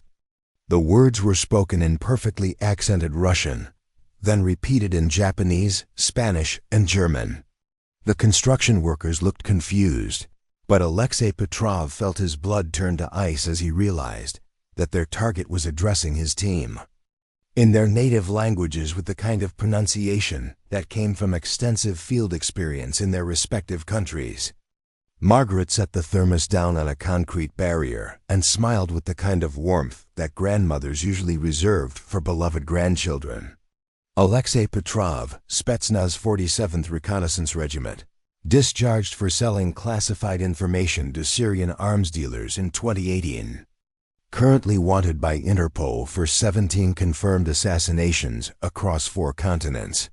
Alexei's hand moved instinctively toward the concealed pistol in his tool belt, but Margaret's voice stopped him cold. "I wouldn't recommend that, dear. Yuki Tanaka has been monitoring this conversation through her directional microphone, and I suspect she's already calculating whether your elimination would compromise her own operational security." 3 blocks away, Yuki Tanaka was indeed listening through her surveillance equipment, her mind racing as she tried to process how their target could possibly know the operational details of their team composition. Her training with Japanese intelligence had prepared her for many contingencies, but not for a situation where a suburban grandmother was conducting a tactical briefing about her own assassination team. Margaret continued her impossible demonstration with the casual confidence of someone delivering a weather report. "Carlos Mendoza is currently positioned in the storm drain beneath Oak Street, where he's discovered that the municipal infrastructure has been rather extensively modified over the past 15 years. I do hope he's enjoying the muffins. The recipe includes a mild sedative that should make his withdrawal from the underground tunnels somewhat less energetic than he might prefer." Carlos, who had indeed been feeling increasingly drowsy since consuming Margaret's baked goods, suddenly understood why his escape route through the storm drainage system had become disoriented and confusing. The tunnels he'd been using for tactical positioning had been subtly altered to create a maze that would funnel intruders toward predetermined locations where they could be contained or eliminated at will. "Dr. Hannah Kruger," Margaret said, turning her attention to the psychological operations specialist, "is currently monitoring this conversation from the community center parking lot, where she's been posing as a social services consultant. Hannah, dear, your father would be so disappointed to know that you're using the techniques he taught you during your Stasi training to threaten elderly Americans in their own neighborhoods." Dr. Kruger's hand trembled as she reached for her emergency communication device. Her father had been a mid-level East German intelligence officer who died when she was 12 years old. The details of his service record were classified at levels that no American operative should have been able to access, even during the height of the Cold War intelligence sharing agreements. Margaret's voice carried clearly through the morning air. reaching all four operatives through the sophisticated communication network she'd activated throughout the neighborhood. The Prometheus group has an interesting operational philosophy: eliminate retired intelligence assets before they can become security liabilities. It's quite practical, really. Former operatives know too much, live too long, and represent potential weak points in an increasingly complex web of deniable operations. She paused to pour herself a cup of coffee from the thermos, the domestic gesture creating a surreal contrast with the tactical briefing she was conducting. The problem with your approach, however, is that it assumes your targets have actually retired. Some of us simply changed our operational parameters. What happened next would have been impossible for anyone watching to fully comprehend, but the four professionals who'd been sent to eliminate Margaret Sullivan understood with crystal clarity that they were witnessing something that defied their understanding of what a 73-year-old woman should be capable of accomplishing.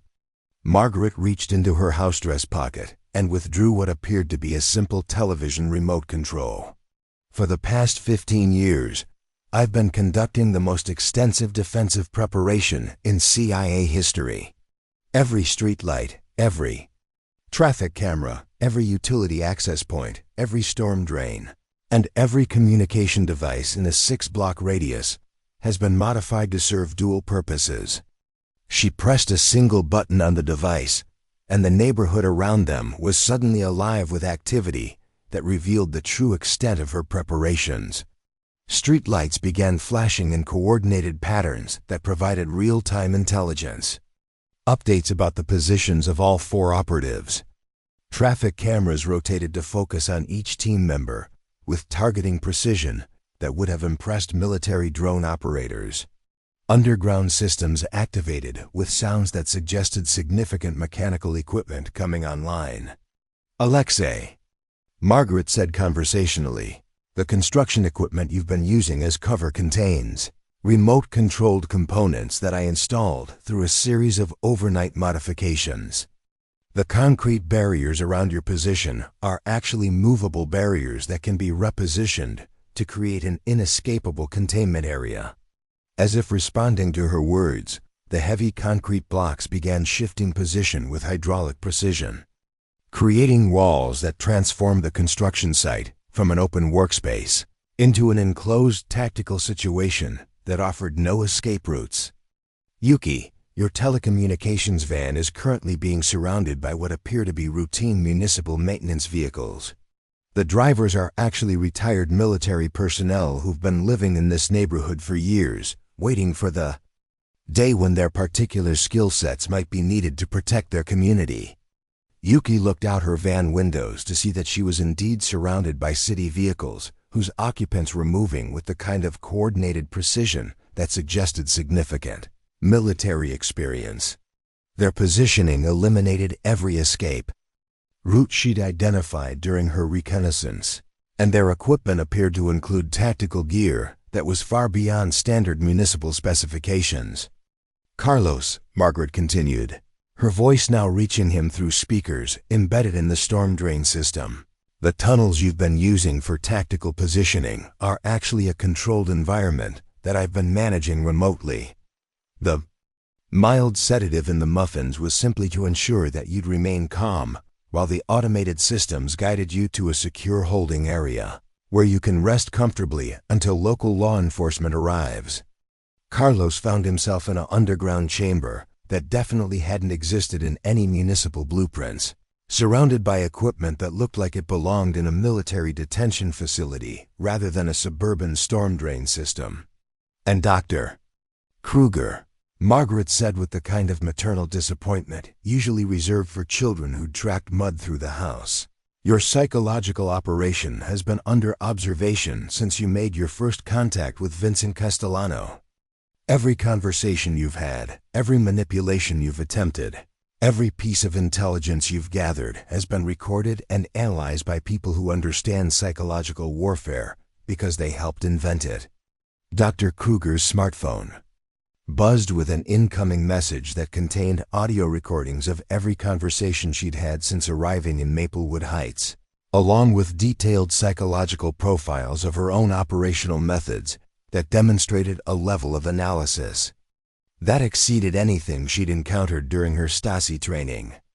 Margaret finished her coffee and carefully returned the cup to the thermos with the kind of attention to detail that suggested excellent home training.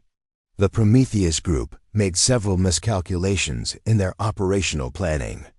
You assumed that retirement meant deterioration of capabilities. You failed to consider that someone with my background might use 15 years of civilian life to create defensive preparations that surpass anything you encountered during your respective military careers.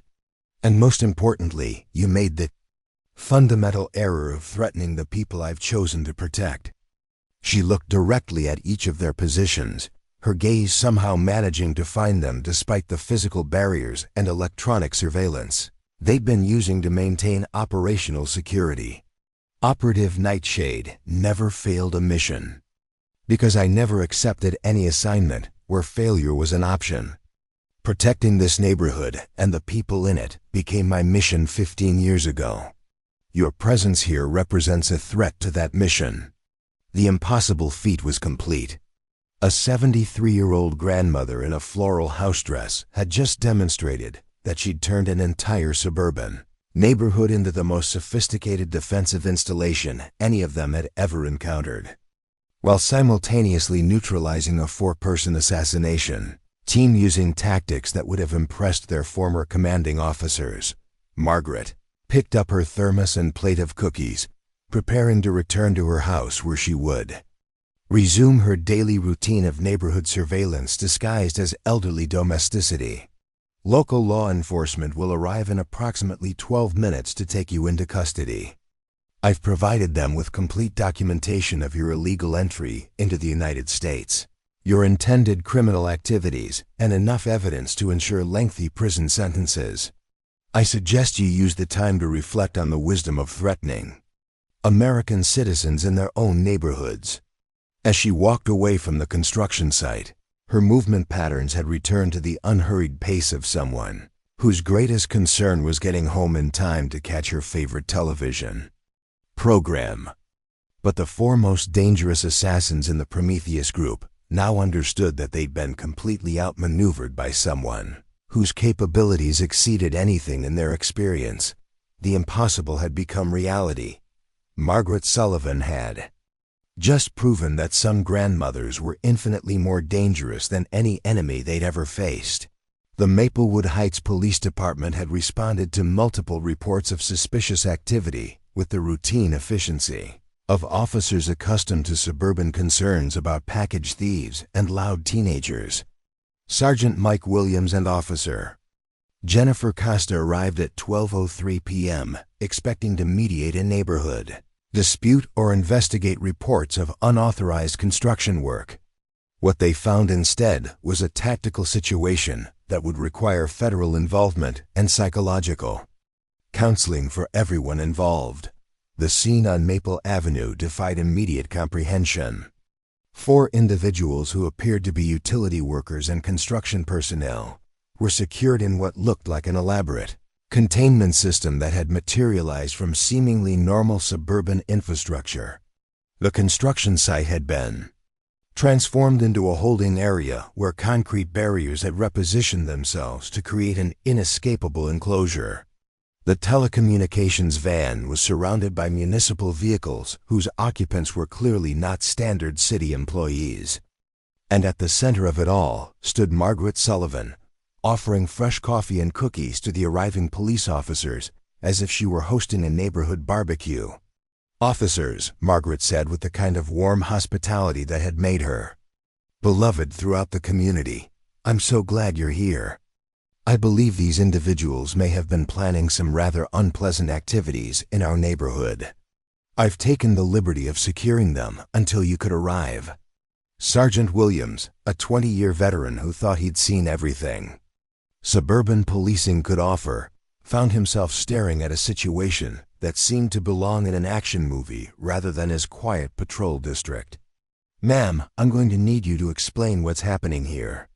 We've received reports about federal agents, suspicious vehicles, And now we're looking at what appears to be some kind of citizen's arrest operation involving municipal infrastructure that shouldn't be able to move." Margaret smiled with the patience of someone explaining household repairs to a helpful but inexperienced handyman. "These 4 individuals entered the country illegally with the intention of committing murder. They've been conducting surveillance of our neighborhood for several days, using false identities and professional equipment to plan what I believe would have been a rather violent incident. I've simply ensured that they remained in one place until proper authorities could take custody." Officer Costa, whose training had included courses on domestic terrorism and organized crime, was beginning to recognize elements of the situation that suggested federal jurisdiction. "Ma'am, are you saying these people are foreign agents?" "Among other things," Margaret replied, handing Officer Costa a manila folder that contained documentation that would have impressed FBI analysts. "You'll find their real identities, criminal histories, and the intelligence assessment I've prepared regarding their intended activities. I believe you'll want to contact federal authorities rather quickly. Their organizational sponsors don't appreciate operational failures, and they may attempt additional measures to complete their assignment." Sergeant Williams opened the folder and found himself looking at professional intelligence files that contained photographs, fingerprint analyses, and background information that was far beyond anything civilian law enforcement typically encountered.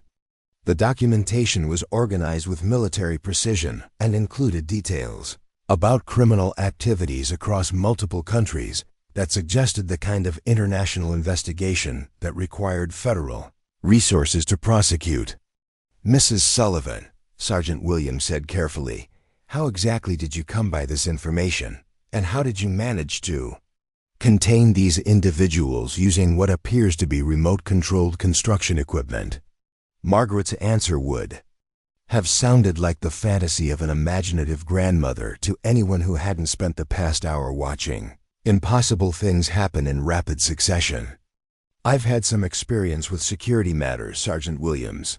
When I noticed unusual activity in our neighborhood, I took appropriate measures to ensure community safety. The first federal agents arrived at 12:34 p.m., their black SUVs announcing the transition from local police matter to national security incident.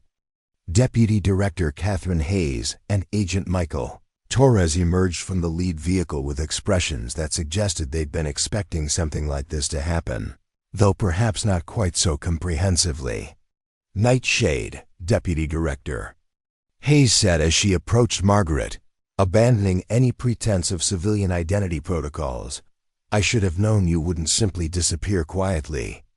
Margaret's transformation was subtle but unmistakable. The friendly neighborhood grandmother remained visible, but underneath her domestic facade was someone whose bearing suggested command authority that exceeded anyone else present. "Catherine, I told you yesterday that running away wasn't an option. These people threaten my neighbors, my community, and the life I've built here.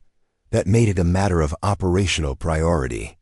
Agent Torres was conducting his own assessment of the tactical situation, his training allowing him to recognize the sophistication of what Margaret had accomplished. "Ma'am, how long did it take you to set up this level of defensive capability?" 15 years, Margaret replied matter-of-factly. "I used my retirement to create the most comprehensive suburban security installation in CIA history. Every modification was implemented gradually through routine home improvements and community infrastructure projects. The neighbors thought I was simply very thorough about property maintenance." The confrontation reached its crescendo when Dr. Hannah Kruger, the Prometheus Group's psychological operations specialist, was brought forward under federal custody. Her composure had completely cracked under the weight of being outmaneuvered by someone she'd considered a routine elimination target.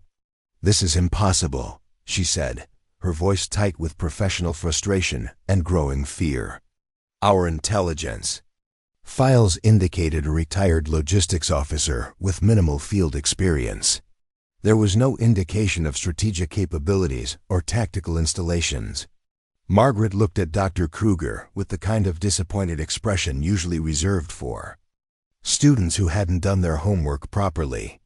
"Hannah, your father taught you better research methods than that. Operative Nightshade was never a logistics officer. I was a strategic elimination specialist whose cover identities were designed to make targets underestimate my capabilities. The fact that you fell for the same deception that fooled my actual targets suggests that the Prometheus Group's intelligence analysis isn't quite as sophisticated as they believe."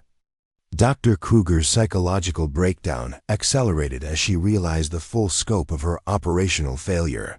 "You've been active for 15 years. The neighbors, the community involvement, the perfect civilian identity, it was all operational." "Cover, not cover," Margaret corrected gently. "Evolution. I discovered that protecting the community was more rewarding than eliminating threats to national security. But the skill sets are remarkably similar, and the tactical requirements for neighborhood defense are actually more complex than most people realize." Alexei Petrov, secured in the converted construction site holding area, was experiencing his own moment of professional revelation as he understood the true extent of what he'd walked into. The woman who'd spent the morning offering him baked goods and friendly conversation had neutralized his entire team, using defensive capabilities that surpassed anything he'd encountered during his Spetsnaz training. "You planned this," he said, his accent thick with disbelief. "The entire neighborhood, you turned it into a weapon." Margaret's smile carried the kind of satisfaction that came from a job well done. "I turned it into a home, Alexei. The fact that home includes defensive capabilities sufficient to neutralize international assassination teams is simply good preparation. My neighbors deserve to live in safety, and I've ensured that anyone who threatens that safety will discover that suburban America can be far more dangerous than any battlefield they've ever encountered." The federal agents began the process of transferring the Prometheus Group operatives to secure facilities where they would face prosecution for multiple violations of federal law. As the last of the black SUVs departed, carrying away the most sophisticated assassination team that had ever attempted operations on American soil, Maplewood Heights began returning to its normal rhythm of suburban life. Margaret Sullivan stood on her front porch, watching the neighborhood children emerge from their houses as parents decided it was safe for normal activities to resume. The crisis had lasted less than 6 hours from initial federal contact to complete resolution, but it had demonstrated that 15 years of careful preparation could neutralize threats that conventional security forces might have struggled to address. Vincent Castellano, whose paranoid investigation had inadvertently helped expose the Prometheus Group's psychological operation, found himself facing a community that was reassessing his months of harassment through a very different lens. His obsessive surveillance had been proven correct about federal agents and security threats, but his target had been protecting the neighborhood rather than endangering it. The climactic confrontation was over, but its implications would reshape everything the people of Maplewood Heights understood about their community, their neighbors, and the hidden complexity of the world around them. The emergency neighborhood meeting convened at 7 p.m. in the Maplewood Community Center, where 43 residents had gathered to confront the reality that their quiet suburban enclave had just become the site of an international incident involving federal agents, foreign assassins, and the kind of tactical operation that belonged in classified military reports rather than local news coverage. The mood was a volatile mixture of fear, confusion, gratitude, and the peculiar embarrassment that came from discovering they'd been completely wrong about someone they'd known for 15 years. Vincent Castellano sat in the front row, his face a study in conflicted emotions as he processed the complete reversal of everything he'd believed about Margaret Sullivan and his role in the morning's events. His months of obsessive surveillance and conspiracy theories had been vindicated in the most spectacular way possible. There really had been federal agents, secret activities, and security threats in their neighborhood. But his target had been the protector rather than the threat, and his psychological manipulation by Dr. Kruger had nearly compromised the safety of everyone present. Dr. Patricia Wendell called the meeting to order with the academic authority that had served her well during decades of university administration, but her usual composed demeanor was strained by the day's revelations. "I think we can all agree," she began, her voice carrying across the room with measured precision, "that recent events have given us a new perspective on our community and our neighbors. Margaret Sullivan has requested an opportunity to address some of the concerns that have been raised about her activities and background." Margaret entered the community center with the same unhurried pace she'd maintained throughout the crisis, wearing a simple blue dress and carrying a plate of her famous chocolate chip cookies. But everyone present was now aware that they were looking at someone whose capabilities extended far beyond domestic accomplishments, and her presence commanded the kind of respectful attention usually reserved for visiting dignitaries or dangerous celebrities. "Friends and neighbors," Margaret began, her voice carrying the warm familiarity that had characterized 15 years of community involvement, "I owe you an explanation and an apology. An explanation for the deception I've maintained about my background and an apology for allowing that deception to put you in danger." Elena Martinez, still processing the realization that she'd allowed her children to spend countless hours in the home of a former CIA operative, raised her hand with visible nervousness. "Mrs. Sullivan, were we ever actually in danger from you? I mean, were our family safe all these years?" Margaret's smile carried the kind of genuine warmth that had originally endeared her to the community. "Elena, you and your children were never in danger from me. You were in danger because of me, because my presence here eventually attracted the attention of people who wanted me dead. The threat you experienced today was the result of my past catching up with the present, and I take full responsibility for exposing you to that risk." Robert Chun, whose judicial experience had taught him to distinguish between legal technicalities and moral realities, spoke with the measured tone he'd perfected during 40 years on the bench. "Margaret, help us understand the legal implications of what happened here. Are we going to be dealing with ongoing federal investigations, witness protection requirements, or security concerns?" Margaret's response demonstrated the kind of comprehensive planning that had characterized her intelligence career. The 4 operatives captured today were part of a larger organization that the FBI and CIA have been tracking for several years. Their elimination removes a significant threat not just to me, but to dozens of other retired intelligence officers and their communities. The federal authorities have assured me that the Prometheus Group's operational capabilities have been severely degraded by today's arrests. She paused to distribute her cookies with the same domestic attention to detail that had masked her tactical preparations. "As for ongoing security concerns, the defensive systems I've installed throughout our neighborhood will remain active and under my personal management. I've also been asked to serve as a consultant for similar protective installations in other communities where retired intelligence personnel have chosen to live civilian lives." Tommy Richardson, who'd refused Vincent's surveillance recruitment and was now grateful for his instinct to avoid involvement, asked the question that several teenagers had been debating among themselves.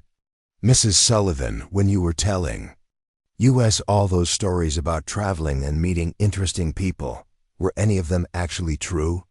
Margaret's laugh was genuine and slightly nostalgic. "Tommy, every story I told you was true. I simply omitted some of the more dramatic details about why I was traveling and what made those people so interesting. The time I told you about getting lost in Moscow and having to ask directions from a helpful police officer? I was actually escaping from a KGB safe house after eliminating a nuclear weapons trafficker. The story about helping a stranded motorist in Damascus?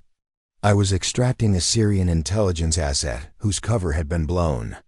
The room was silent as residents processed the realization that Margaret's seemingly innocent travel anecdotes had been carefully edited versions of international espionage operations.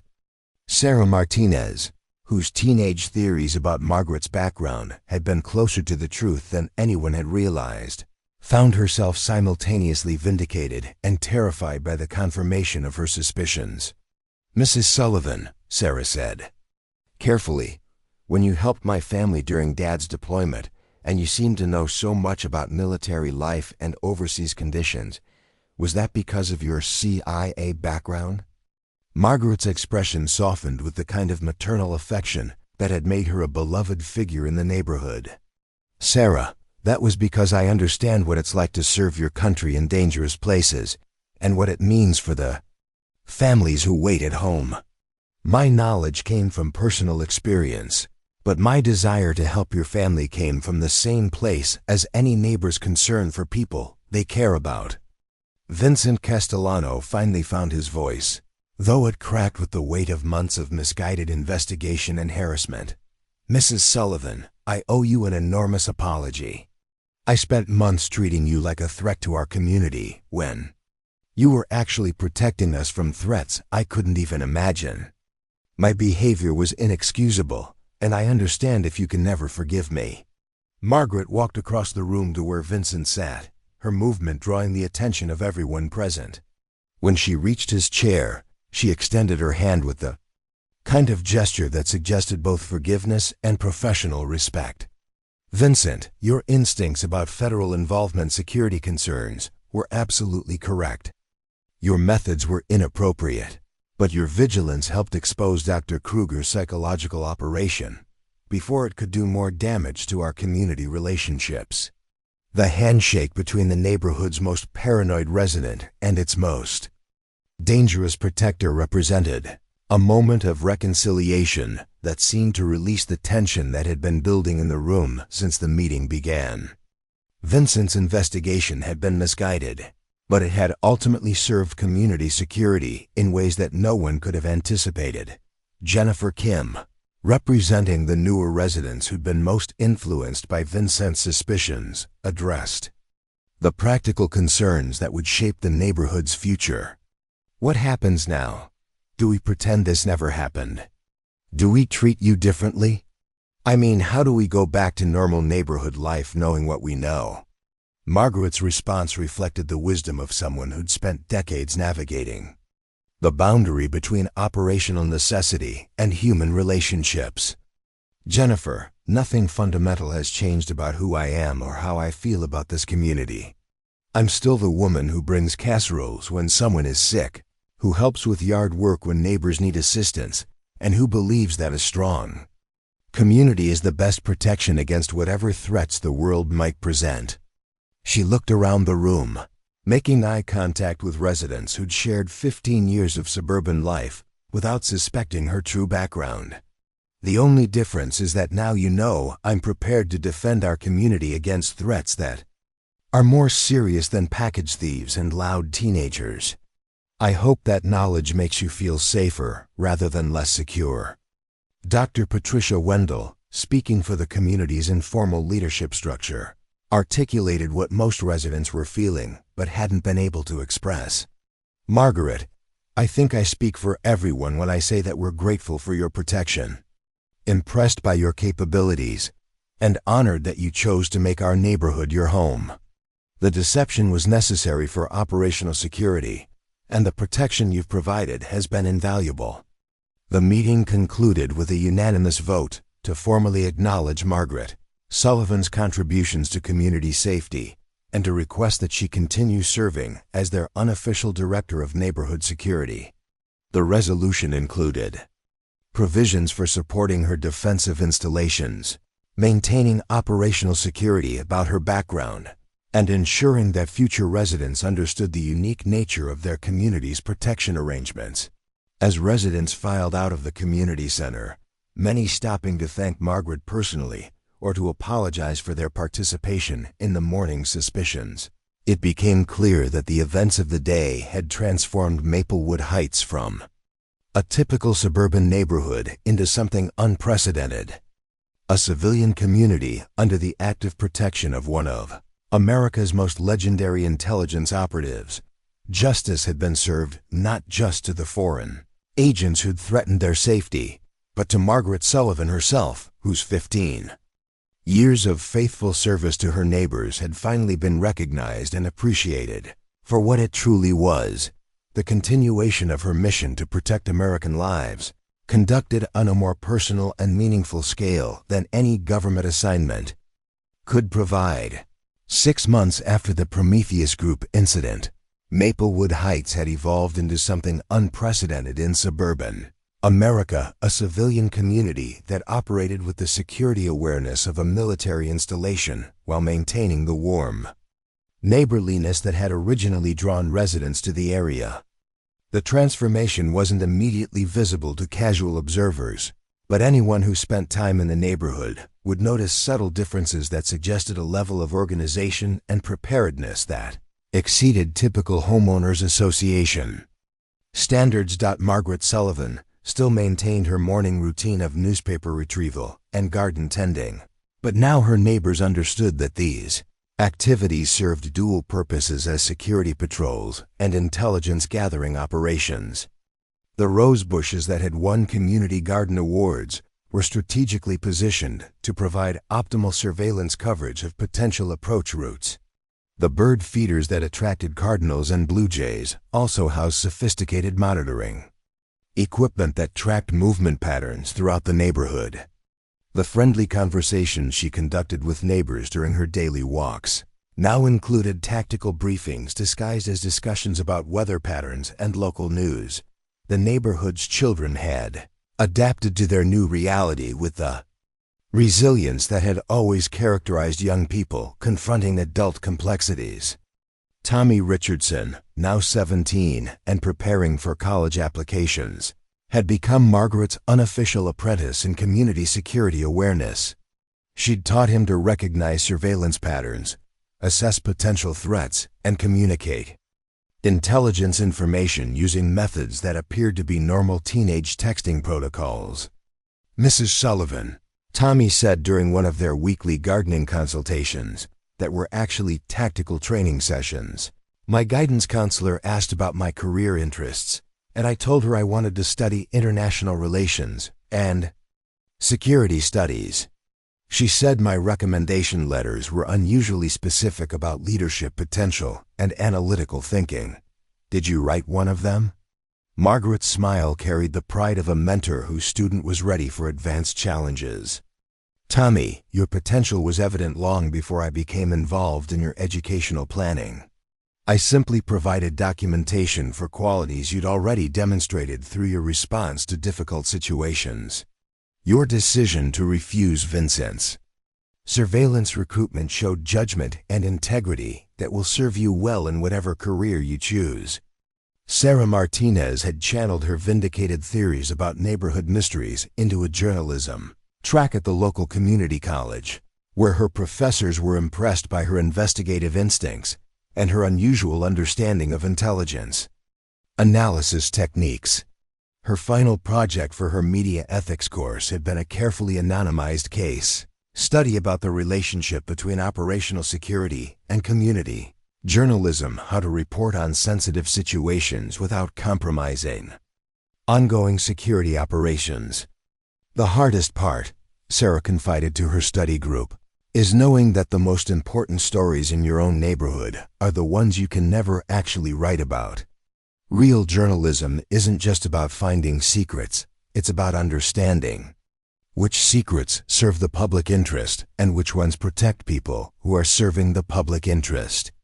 Alina Martinez had discovered that her real estate expertise was highly valued by a select clientele of retired federal employees who needed housing in communities with enhanced security arrangements.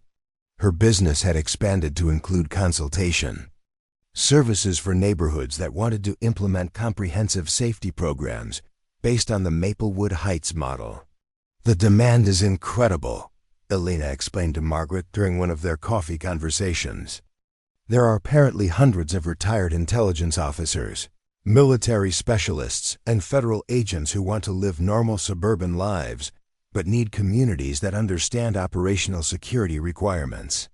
You've created something that other people desperately want to replicate. Dr. Patricia Wendell had been approached by the Department of Homeland Security to serve as a consultant on community resilience programs, drawing on her experience with the social and psychological aspects of neighborhood-level security operations. Her academic background in organizational psychology, combined with her first-hand knowledge of how civilian communities could adapt to enhanced security requirements, made her uniquely qualified to help other areas develop similar capabilities. The federal government is finally recognizing that national security depends on local security, Patricia observed during a neighborhood association meeting that now included briefings on topics that would have seemed like science fiction. Year earlier. Communities that can protect themselves are communities that don't require constant federal resources for basic safety. Margaret's approach to neighborhood defense could become a model for suburban security across the country. Vincent Castellano had undergone perhaps the most dramatic transformation of anyone in Maplewood Heights. His obsessive attention to detail and natural suspicion, channeled properly through Margaret's guidance, had made him an effective community security coordinator. His insurance background provided him with the analytical skills needed to assess risk patterns and threat probabilities, while his neighborhood connections gave him access to information networks that complemented Margaret's technological surveillance capabilities. I spent months being paranoid about the wrong things, Vincent admitted during a security planning session that included several other residents who'd volunteered for advanced training in threat assessment. But Margaret helped me understand that paranoia can be useful if it's directed toward actual threats rather than imaginary ones. Now I feel like I'm contributing to community safety instead of undermining it. The Maplewood Heights Public Library had quietly become a resource center for security education, with Margaret donating a carefully curated collection of books on emergency preparedness, situational awareness, and community resilience. The librarian, Mrs. Foster, had been briefed on the collection's true purpose and had developed programming that taught practical safety skills disguised as workshops on home improvement, gardening, and neighborhood organization. We're teaching people to be more aware of their environment and more prepared for emergencies, Mrs. Foster explained to a visiting delegation from a nearby township that was considering similar programs. The goal isn't to make people paranoid, but to help them develop the kind of practical skills that every community should have. Margaret's granddaughter Emma had finally learned the truth about her grandmother's background during a family dinner that had required federal security clearance and a comprehensive briefing on operational security protocols. Her initial shock had given way to enormous pride as she understood the scope of her grandmother's service to both country and community. Growing up, I always knew Grandma was special, Emma told her social worker colleagues during a training session on family resilience and community support systems. But I thought it was just because she was wise and kind and always knew what to do in difficult situations. Finding out that she'd literally spent decades protecting people professionally made me realize that some families carry responsibilities that go beyond normal civilian experience. The transformation of Maplewood Heights had attracted attention from academic researchers studying the intersection of national security and community development. Several universities had requested permission to conduct sociological studies on how civilian populations adapted to enhanced security environments, though Margaret's operational security requirements meant that such research had to be carefully controlled and monitored. What we're seeing here, explained Dr. Michael Torres, the former CIA agent who'd been promoted to academic liaison officer for community security programs, is proof that American neighborhoods can achieve levels of safety and preparedness that were previously thought to require government resources. Margaret Sullivan has demonstrated that one person with the right skills and the right motivation can transform an entire community's security posture. As Margaret stood on her front porch on a crisp spring evening, watching neighborhood children play in streets she'd made safer than any government program could have achieved, she reflected on the unexpected turn her retirement had taken. The quiet life she'd planned had evolved into something more complex but infinitely more rewarding than any assignment she'd completed during her CIA career. The skills that had once been used to eliminate threats to national security were now devoted to protecting the people who brought her casseroles when she was sick, who invited her to their children's birthday parties, and who trusted her with their concerns about everything from property taxes to family problems.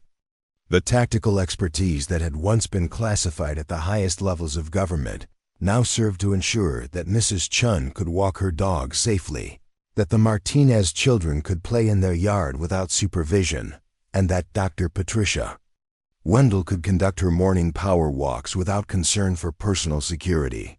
Margaret's transformation from operative nightshade to neighborhood guardian represented more than a career change. It was proof that the most important missions were often the most personal ones.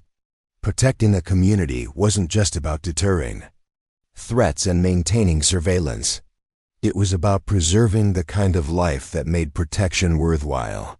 In the first place, as the streetlights came on throughout Maplewood Heights, their soft glow concealing the sophisticated monitoring systems that kept watch over sleeping families, Margaret Sullivan smiled with the satisfaction of someone whose life's work had finally found its perfect expression.